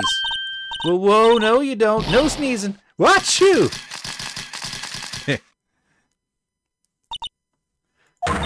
I told y'all no sneezing. See, I set the camera to respond to things a little softer than a bang.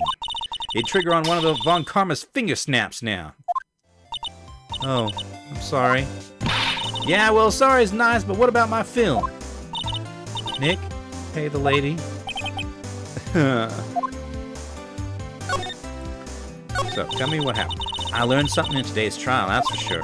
Testifying is serious business. That's why I decided not to talk about that case anymore. Huh? Whoa, didn't you say you had information about the case? Tell us that, at least. Like I said, I'll trade it for the dirt on Gordy. What are you going to do if Gordy doesn't exist? I'll quit being an investigative photographer. What? After all, I only have one photo of my name so far. Was it a good one? You bet. A UFO. A UFO? Anyway, if I can't make a career making photo this time around, then that's it. I'll quit and go back to school. Huh? So you really are a university student? Yeah, well, I'm taking a break for a bit. Right. Wait, there's more to ask? What are you going to do with Gordy? Okay. I didn't mark it as check as explored, but okay.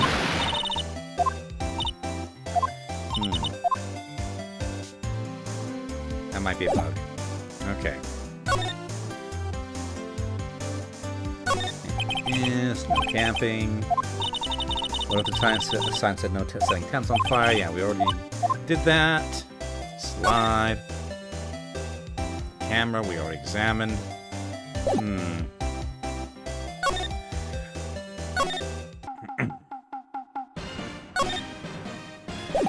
Anything else I can show you? Already tried that.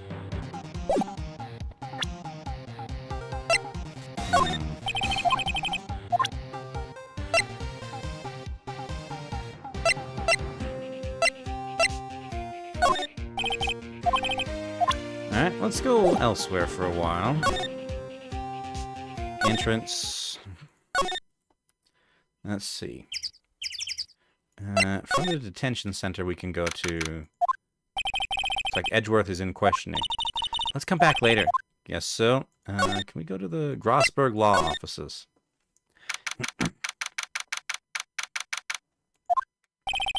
Apparently Mr. Grossberg is on vacation today. Well, I guess I can come back tomorrow if I need anything. All this stuff.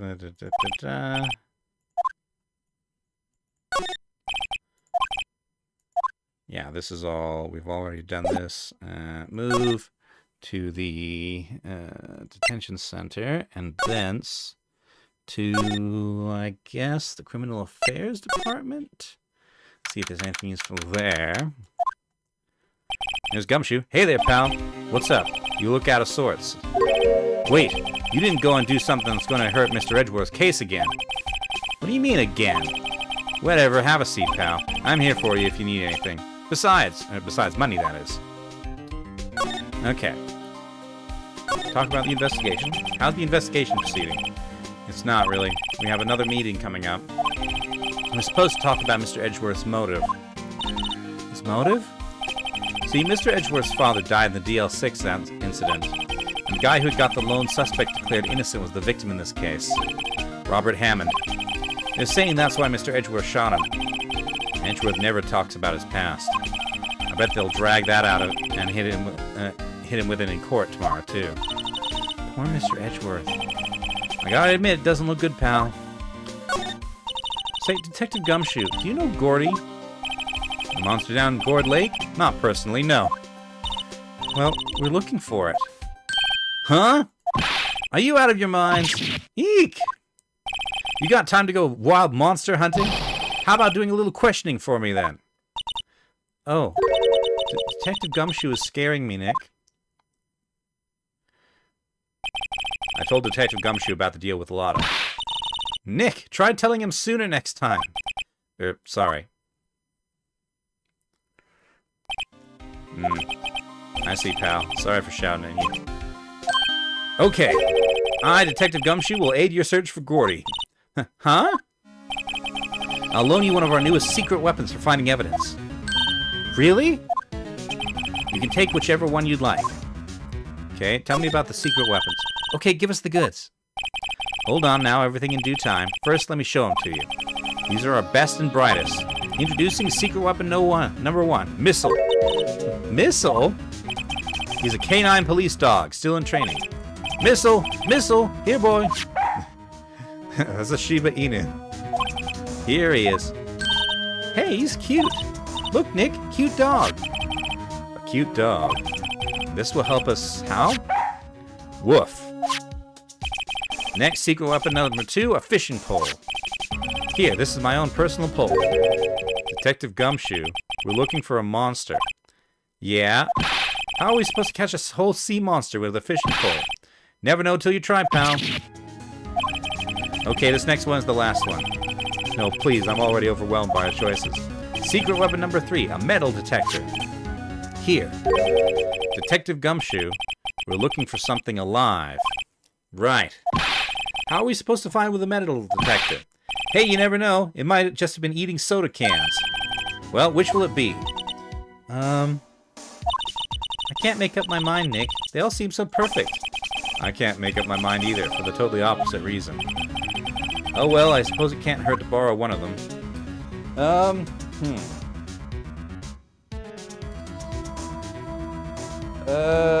Let's see.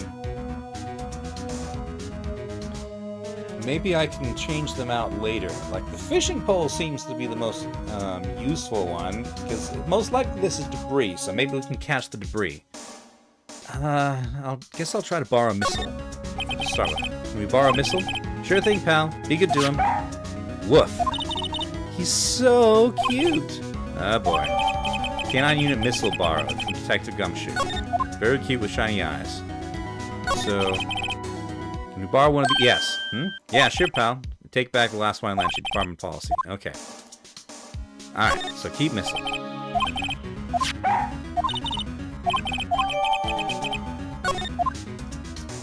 Alrighty. So let's go back to the Gourd Lake entrance. Let's go to the beach. Hey, Nick. Missile's been acting strangely. Missile? Oh, right. That little creature of the detectives. Hey, I love little doggies. Good boy, good boy. He doesn't like Larry. What's wrong, Missile? Eek! Missile! Missile! Munch, munch. Whoa! Stop that thing! Cannibal! It's eating my samurai dogs!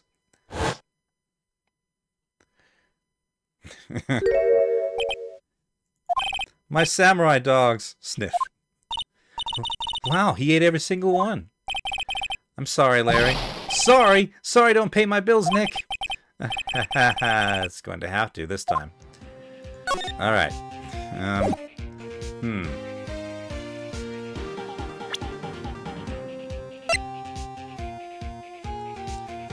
Right. Okay. I can't use Missile, so I guess I will present Missile. Hey Larry, look, it's Missile. Isn't he cute? Keep that mud away from me. What am I going to tell the big boss? Is the big boss in charge of your hot dog stand? Nick, maybe the stand is a front for mafia money laundering scheme.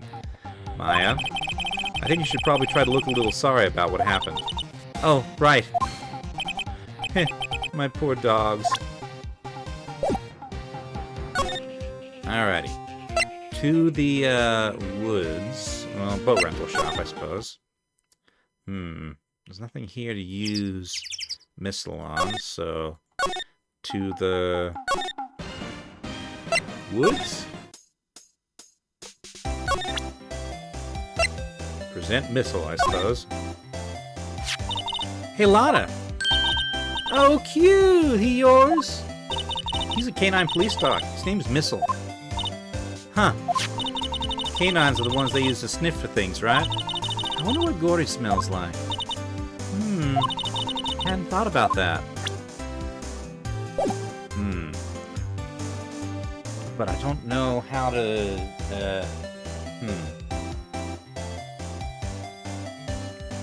Yeah.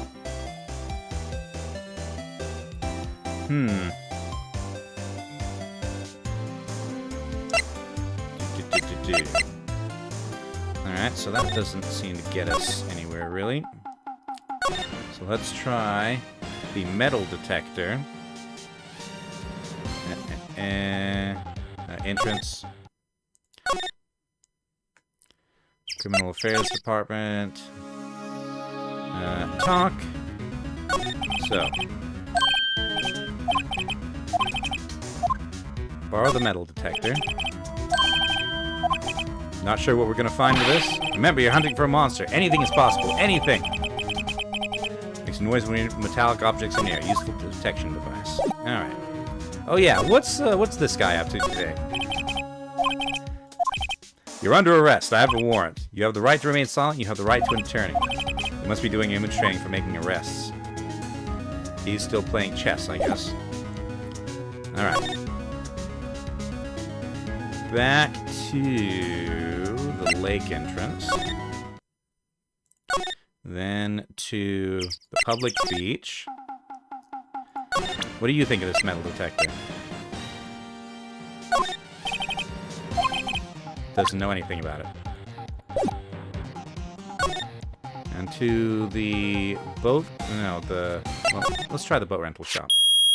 Oh, metal. Nick! It's beeping! The metal detector's found something! Is it a bullet? creature's loud enough about it.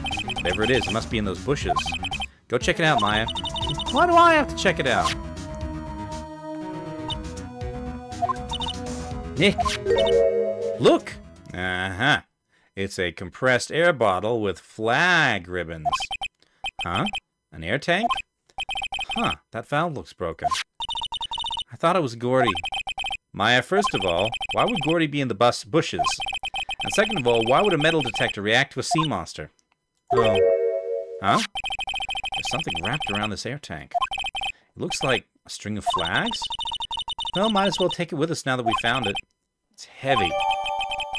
Okay. An empty air tank, the valve is open with a banner of flags is wrapped around it.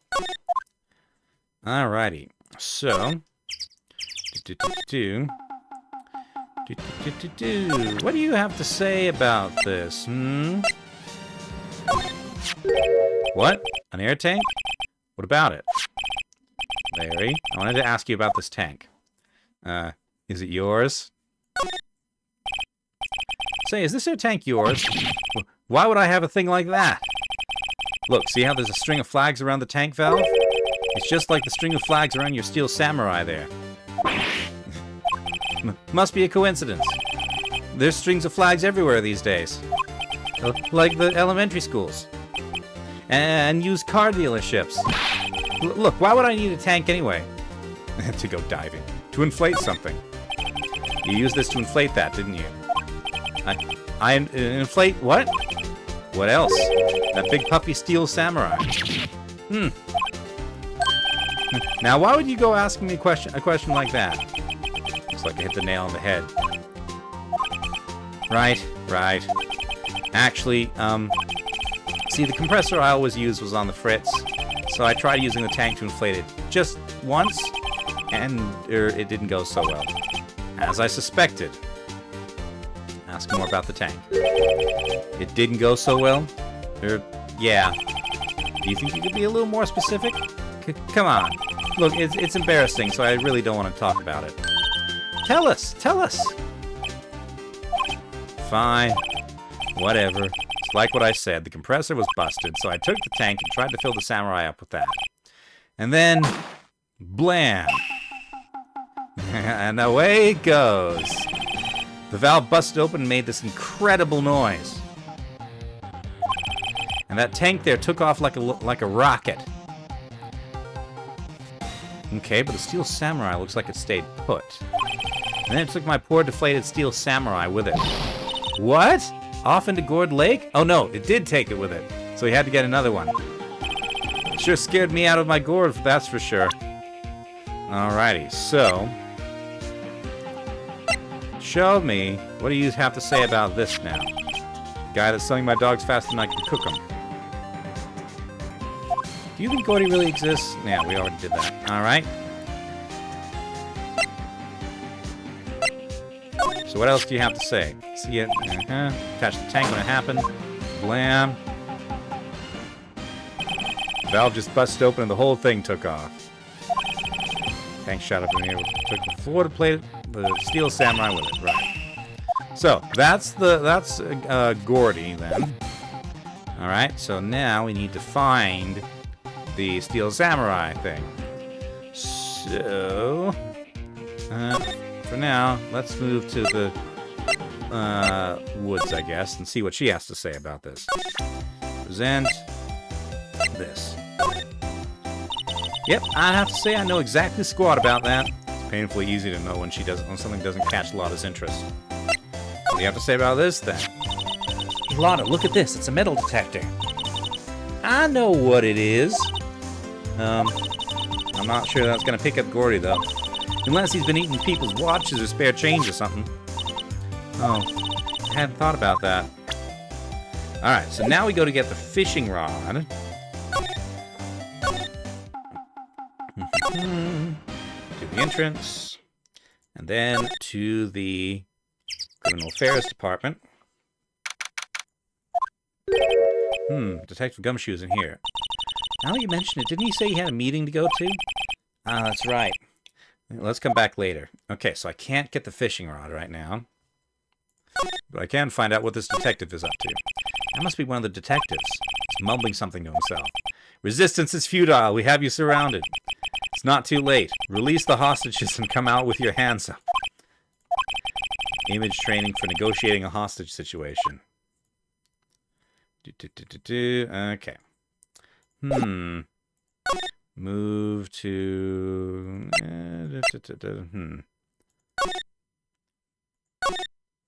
Let's see. Actually, let's try the detention center. Nope, not here at the moment. Criminal Affairs Department, Gospel Law Officers. Anything here? No. So, back... Actually, hold on. Ah! Fresh air. I gotta say, freedom feels great. Behave yourself in the courtroom tomorrow, okay? Misbehaving's much more fun. It's not going to be so much fun when Edgeworth refuses to pay your bail again. Right, I'll behave. Oh dear. Well, what should we do? I don't know. I've been in the detention this whole time. I think I'll let you decide what we should do. Deal? Well, any thoughts you want to share? Well, I was in detention all day. I think I'd like more time to think. Poor Maya, she probably thought about Mia the whole time she was in there. Okay, so that's not helpful. Here, have a tank. Don't waste time showing me things. We have to get cracking on the case. We know the enemy has more tricks up his sleeve. He's bringing in another witness. Alright. So something more. And Gourd Lake, I guess. We got the public beach. So we got... I can ask about the flying air tank. So the tank and the steel samurai you were trying to fill up flew away. What happened next? Well, all that happened on the 20th or so. 20th? A week ago. Now, as far as I could see, the tank went flying out into the lake. So I went out every night in the boat looking for it. Every night, huh? I mean, Kiance gave me that steel samurai after all. And when did you find it? Just the night before last. The night before last. Today's the 27th. So he was out on the 25th. It flew way out there. It took me 4 whole days to find it. Okay, so he was there. The night before last. That was the night of the murder. Sorry for not telling you, Nick. Actually, I was here on the night of the murder. But, you see, I went home before midnight. So you didn't know about what happened? No. That's too bad. It's not all bad. You solved one mystery, at least. A mystery? Maybe she should go tell her. We should go tell her. Alrighty. Well, let's go to the woods, then. Talk about Gordy. Well, Mr. Lawyer, I've got the info y'all need. Y'all got the scoop on Gordy for me yet? Gordy doesn't exist. Lotta, there is no such thing as Gordy. What? How can y'all be so sure? Really, Nick? Y'all got some proof that Gordy don't exist? The proof that Gordy doesn't exist is out there somewhere. Is here. Of course I have proof. No lawyer worth his badge would make a claim without the proof to back it up. Here's the proof that Gordy doesn't exist. It's going to be this. Take that! Yeah, take that. Yes, take it. Larry's air tank? What are you all doing with an air tank? This is Gordy. Excuse me? What exactly are you saying, Nick? There's a stand near here, a hot dog stand. There's a giant inflatable samurai doll there. About a week ago, an idiot, who happens to be a friend of mine, tried to fill it. He used this air tank, and when the valve blew, the tank flew into the lake. Apparently, it made a pretty loud bang when it flew. Bang? The tank, along with the still deflated samurai, fell into the lake. At the same time, a couple was taking a photograph of the lake. This photo. Wait, so you're saying that Gordy is really the steel samurai? Well, that's a fine way to ruin a gal's dreams. I'm sorry, Lotta. Nah, it's okay. You win.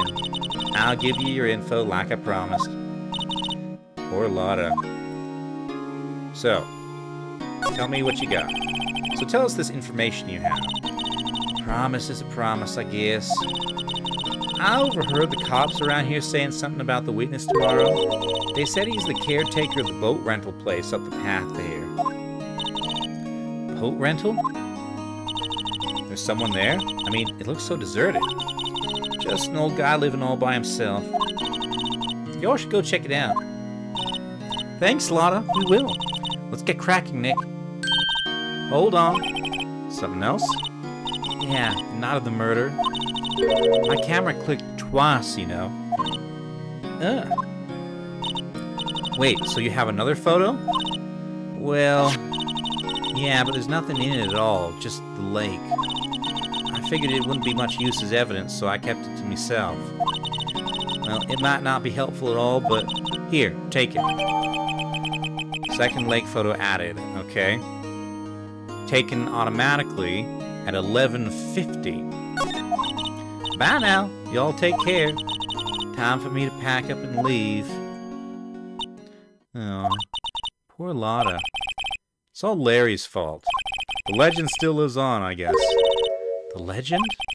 Yeah, the legend of Larry, familiar to all who know him for any length of time. When something smells, it's usually the butts. They just had to use that line again. Someone should whip that butts into shape. Alrighty, so let's take a look at this new photo. Okay, it doesn't show anything. So, 11:50, so and 25 minutes later.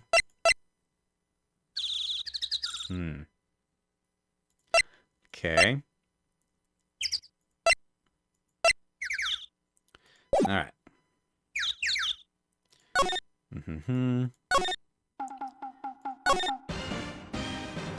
Alright, to the boat shop, I guess. Hey, Nick! This is the boat shop that Lotta was talking about. You're right. Doesn't seem to be anyone around at all. Well, let's go check it out anyway. Alright, examine the...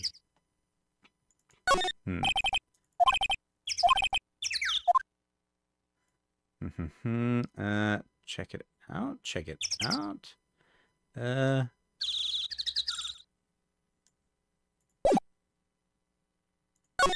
Oh, and go to the caretaker's shack. There's a parrot. Alrighty. Meg, that you? Eek! Hey, is that Keith with you? Where have you two been? I've been worried sick. Nick, you handle this. I think I'll leave this one up to you, Maya. Meg! Yes? Finally made up your mind, have you? My mind? You'll run the pasta shop when I'm gone. Pasta? Glad to hear it, glad to hear it. You make your old man proud. When you kids left the house, I didn't know what to think. How am I supposed to keep this place running, an old man like me?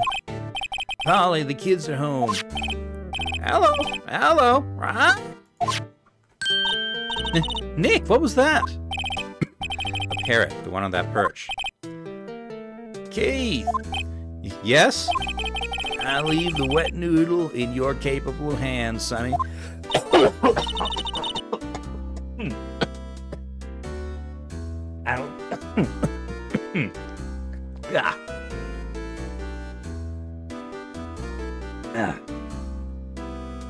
I don't think I can keep up the voice. I'm sorry.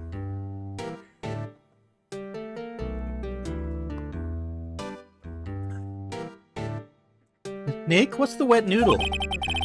Based on the available evidence, I'd say it's the name of his pasta shop. That's a relief, isn't it, Polly? Hello, hello, squawk. Hey, yep.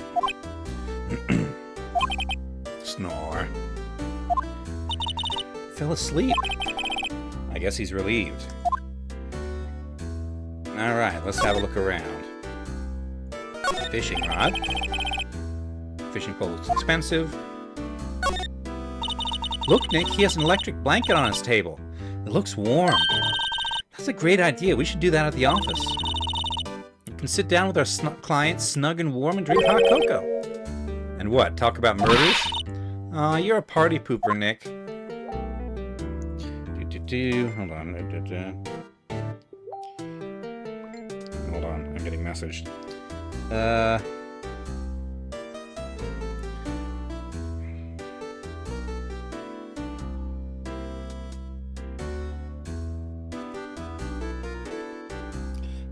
Take a bit of a break.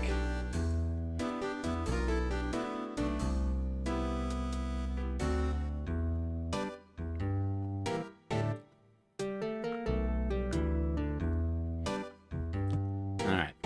This is very Japanese table here with the weird seaweed around meat and the very Japanese brown apples. Wow, what an amazing parrot that is.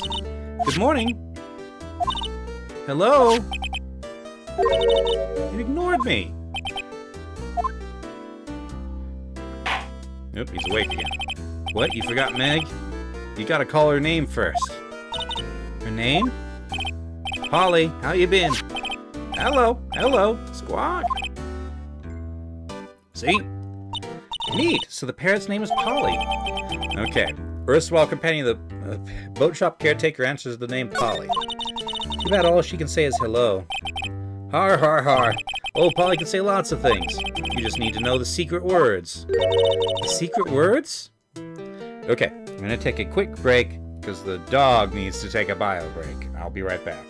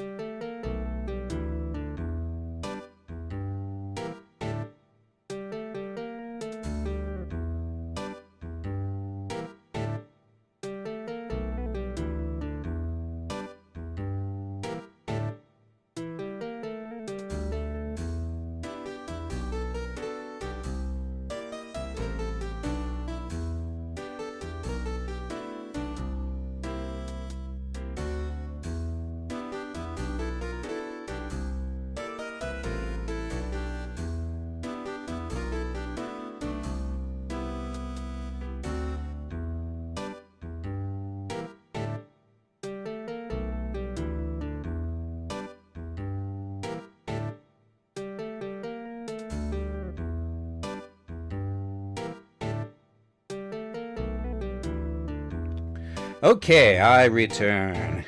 And so does the game. Alright, let's keep looking around. Polly! Polly! Polly! What's your name? Polly! Squawk! Hee hee, cute! I found a new friend. Stove. Looks like a kitchen unit. It's pretty clean. Funny, he doesn't look like the type who keep things tidy like that. You're forgetting, Nick. He's running a pasta shop here. Let's see. Vent. Fish. Wow, there's lots of various fish in Gourd Lake, aren't there? Something's funny, Nick. All these fish are saltwater fish. That's true. That looks like an anglerfish. Look, a little safe. It's locked. Wow, there's a television in here, too. Waste basket, fishing rod. Okay, so that's all that's around here. So, tell us about the pasta restaurant. A pasta shop? Yep, to think the wet noodle will live on when I'm gone. My father started it, you know, so that makes you two the third generation. Meg? Yes? Tomorrow we'll start with the secrets of dough tossing. Dough tossing? You too, Keith. Yes? You'll be the best pasta wrangler the West has ever seen. The West, huh? Pasta wrangler? The West? Isn't pasta from Italy? Meg! Yes? You know the best pasta's always been made west of the Rockies, don't you? Oh, are we supposedly west of the Rockies here? Right, of course, everybody knows that. Are we supposed to be in California? Is that what we're expected to be believed? Nick? Huh? How long do we have to keep up this all-in-the-family charade? This old man must know something about the murder. We're not leaving until we find out what it is. Okay, tell me about Polly.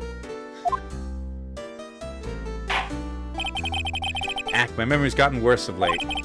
That's why I just tell everything important to old Polly here. Oh no, the parrot's going to be a witness. No! Everything important? I wonder. Polly, what's the number of the safe? 1228.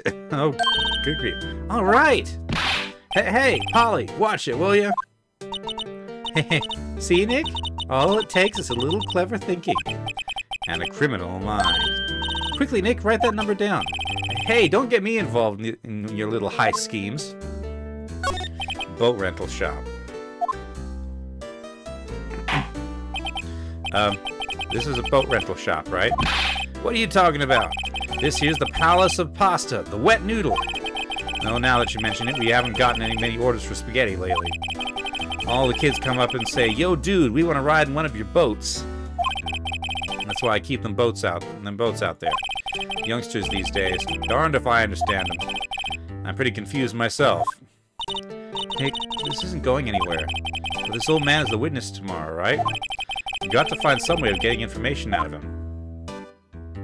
Alright, so I guess let's examine the safe now.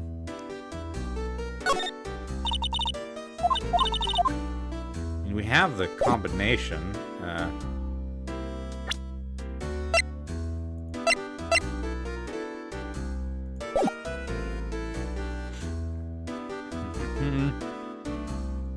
Okay, let's present some stuff.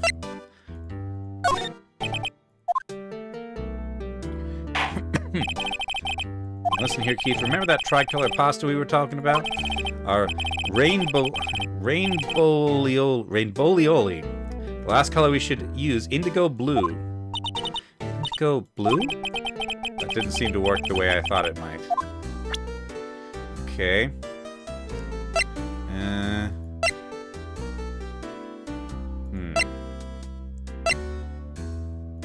What if I show you my attorney's badge?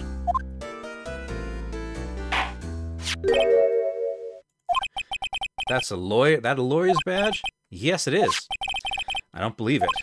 This old guy is the first person to recognize my badge. I get it. Huh? Yep, I got you figured out now. You're not Keith! Nick, now's our chance to clear things up. Sir? No, I'm not Keith.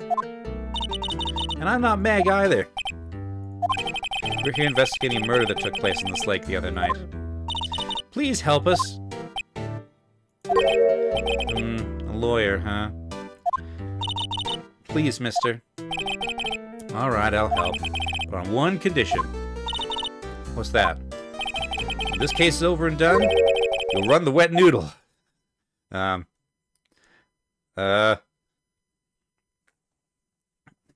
know what? It doesn't actually serve pasta, so, sure? Okay, we promise. Nick, are you sure about this? Hey, anything to get this case solved. Also, who wouldn't want to eat Phoenix noodles? I guess so. That's my boy. Good for you, Keith. Wait, didn't I just say... You too, Meg. Yes? You bring a tear to your old man's eye, you know.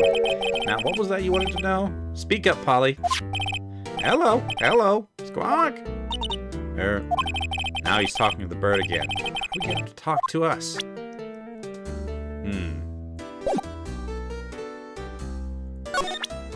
Okay, present Polly to him.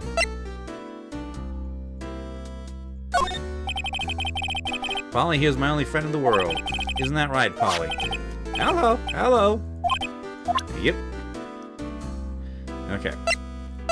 I have a feeling showing him the lawyer's badge again is just going to send us in circles. You won't be needing that badge to run a pasta shop. Toss it. Oh, I think I'll hold on to it if you don't mind. Let's see. What about this? Yep, I seen this. You know something about this, sir? Keith. Yes? It's okay. You can call me Dad. Dad, you know something about this? Yep. The other night, out on the lake. Yes? Yes? I know all about that. I seen it. What? Tell us. Tell us what you saw. Well, I suppose. Since you're taking over the shop and all. Okay, so will you talk now? Okay, what you saw. I forget the time, but it was pretty dark outside. Probably night. Yep. It was after midnight, but okay. Then I heard this bang, so I looked outside. And then I heard another one. Bang!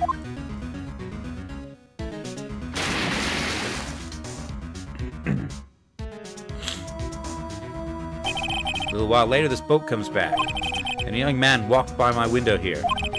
He was muttering something to himself. Yep. What did he say? Yep. I forgot. I'll remember tomorrow by court time, I promise. We needed to know earlier than that. You know what, Little Terry was just here. Terry? Yep, that kid next door. He always used to make him cry, remember? He was wearing this tattered old coat, got himself some whiskers growing out of his face. That's gonna be Gumshoe. He must be talking about Detective Gumshoe. He comes up and tells me to come down to court tomorrow. Really? Somehow I don't think we're going to get much useful information from this guy. Maya, maybe we should be leaving. I think you're right. Oh wait, I had one more question. Huh? Polly, have we forgotten something? Squawk! Don't forget DL6. Oh boy. Oh boy. Huh? What did she just say, Nick? One more time, Polly. Don't forget DL6. Squawk. What? The DL6 incident?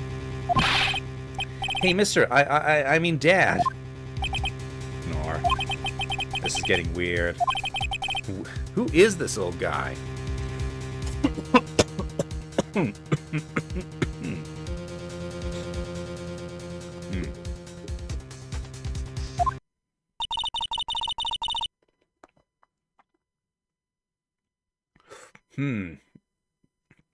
I think the old man shot him, but he would have had to be really close. Why would the bird say DL6? We have to figure out who that old man is. Oh, what? He locked the door from the other side. Who could that old man be? I think I need to do a little more research on this DL6 incident. Maybe I should ask Detective Gumshoe. Alright, onward. Alrighty, to the entrance, and thence to the Criminal Affairs Department. Hey pal, long time no see. You don't look so happy. What's wrong this time? Actually, we wanted to ask you something. Yeah? First, let's see what this guy's up to. I'm not gonna make it. Just arrest that guy for me, please. He must be doing an image training for dying in action.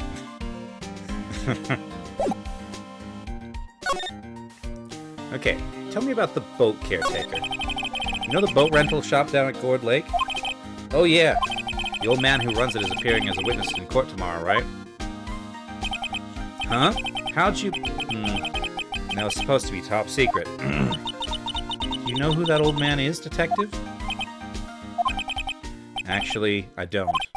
He's a bit of an odd bird. I haven't been able to get a straight answer out of him. I decided first that he wasn't persuasive enough to stand and testify as a witness.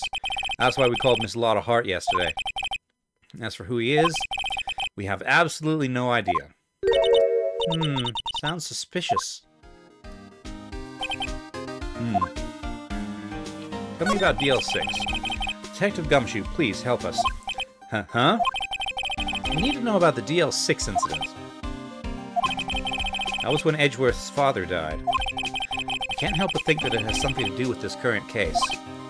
To tell the truth, I don't know much about DL6 either. Mr. Edgeworth forbade us from reading the file. So I'm afraid I can't show them to you either, pal. What? However, if you can convince me somehow that the DL6 incident is related to this case, well, I guess I'd consider opening the file up. Okay, present Polly, I guess. What's that? Parrot? The old man at the boat rental shop's parrot. The parrot knew about the incident. That incident? DL6. What? Polly, have you forgotten something? Squawk! Don't forget DL6. Squawk! Huh? I'm pretty sure that old man must have taught her that word. Yeah, but how would that old man know about the DL6 incident? Wait, what if that old man was connected to the DL6? As in the guy who was acquitted, perhaps? Nick, you think he might be... I get you. Sounds like you need information on the DL6 incident. Through there is the station's records room. I'll give you special permission to go in and find what you need. All right, way to go, Detective Gumshoe. Okay, Nick, to the records room. I guess it's time we faced Edgeworth's past. Alrighty. To the records room. December 26th, Police Department Records Room. Wow, it's amazingly dusty. 10 years of files and 10 years of dust, I guess. Let's find that DL6 stuff, quick. 15 years ago, both me and Edgeworth were 9 years old. We were almost through with 4th grade when he suddenly transferred. Because of DL6? Nick, I found out where the file is. Oh, thanks. Just let me know what you want to know about the DL6 incident. I'll go get the right file. Let's examine things first, though. Here are files of collected case reports. There's quite a large volume of reports here. Wow, these are all case reports? Yeah, it's like a graveyard of police cases. Guess my sister's case report is in here too, quietly gathering dust. Let's see. The shelves stuffed with case files in the back of the room too. Forgotten cases rotting away for eternity. Nick, that's what we need to get out of here. All this dust is getting to me. Let's see. Cabinets. Files inside that glass case. The case is so dusty I can't see what's inside. Nick, it's locked. They must keep important case files in there. Cabinet is where they keep evidence for current cases. Some of the things are obviously murder weapons. Others are who knows what. Most of it just looks like random junk. Nick, what do you think this clothespin is for? Don't touch that, it's evidence. Okay. Alright. So, let's visit the case summary. Well, first I have to get a handle on the main facts, like a summary. Right. Summary. Found it! Here you go. December 28th, 2001. That's exactly 15 years ago from the day after tomorrow. So in 2 days, the case is closed. The incident took place in the elevator of the district courthouse. What? Is this the same district courthouse where we're holding the trial now? Looks like it. There was a large earthquake at 2 p.m. on that day. Part of the court building collapsed and all of the lights went out.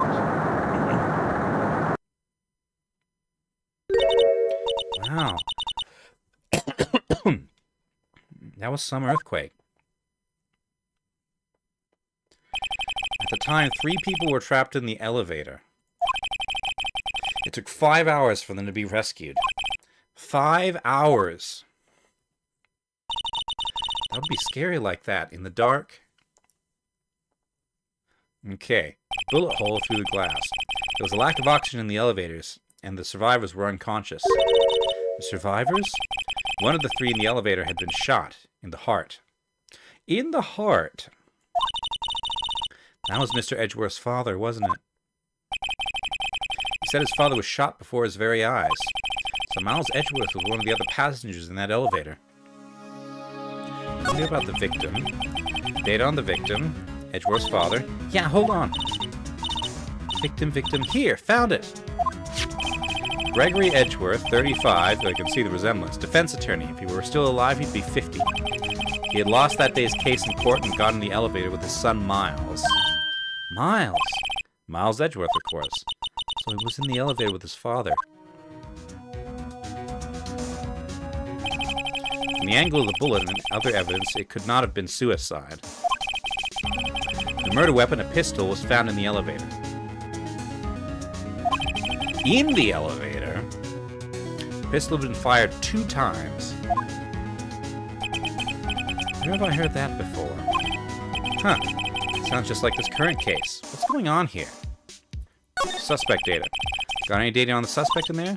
That'll be the guy that my mom got arrested. Hold on, this is it. The man arrested as a suspect in DL6 was Yanni Yogi? He was a clerk in the court, apparently. So he must have been the 3rd person in the elevator. Well, then he had to have done it. But he was found innocent, thanks to his defense lawyer, Robert Hammond. Hammond, the victim in our case. Right. The suspect, Mr. Yogi, was oxygen deprived, so much so that he had brain damage. He lost all memory of being in the elevator. After he was declared innocent, he disappeared. Where could Yogi have gone to, I wonder? He may be closer than we think. I guess I know generally what happened in DL6 now. I still don't know what sort of impact the whole thing had on Edgeworth. Nick, are we going to take the whole file?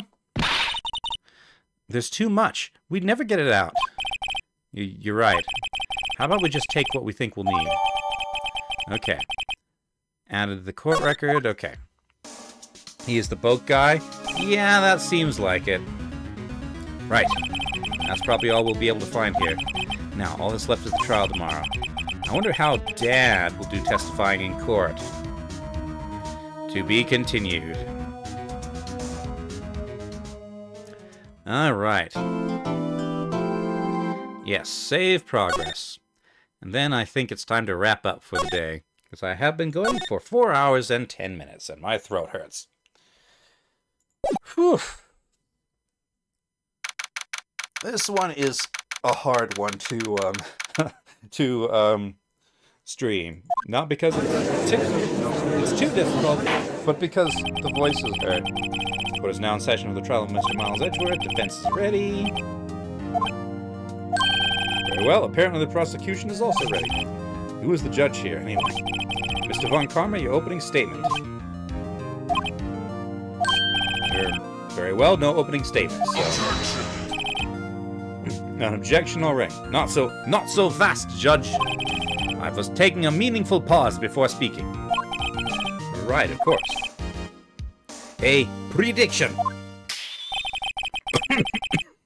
Today's trial will end 3 minutes from now. Order, order. Mr. Von Karma, what is the meaning of your statement just now? Objection?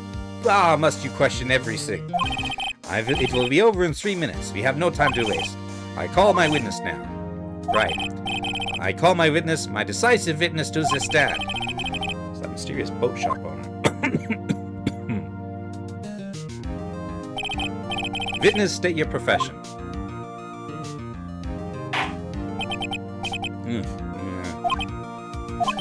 I am the proprietor of the restaurant The Wet Noodle at Gourd Lake. I also rent boats. The night of the incident, you were in the boat rental shop, correct? Yep, I was. Please testify. Wait a second. We still haven't heard who this old guy is. Okay. So I'm actually going to wrap up here. We will find out what's going on here next time. 1 week from now. Once my throat has had time to rest. Alright. So, let's talk schedule. Tomorrow at 11 a.m. Mountain Time will be the Community Game Day. We're playing Space Engineers. Anybody who's part of the community can join us, but we will not be streaming. And then, Sunday at 4 p.m. Mountain Time, will be more Planet Crafter with the Plane Shifter. And then, Friday, 1 week from now, at 7-ish p.m. Mountain Time, more of this. We'll get to the bottom of this. Probably, I don't know how long this case goes. But, until then, thank you all very much for watching, and I'll see you next time. Bye!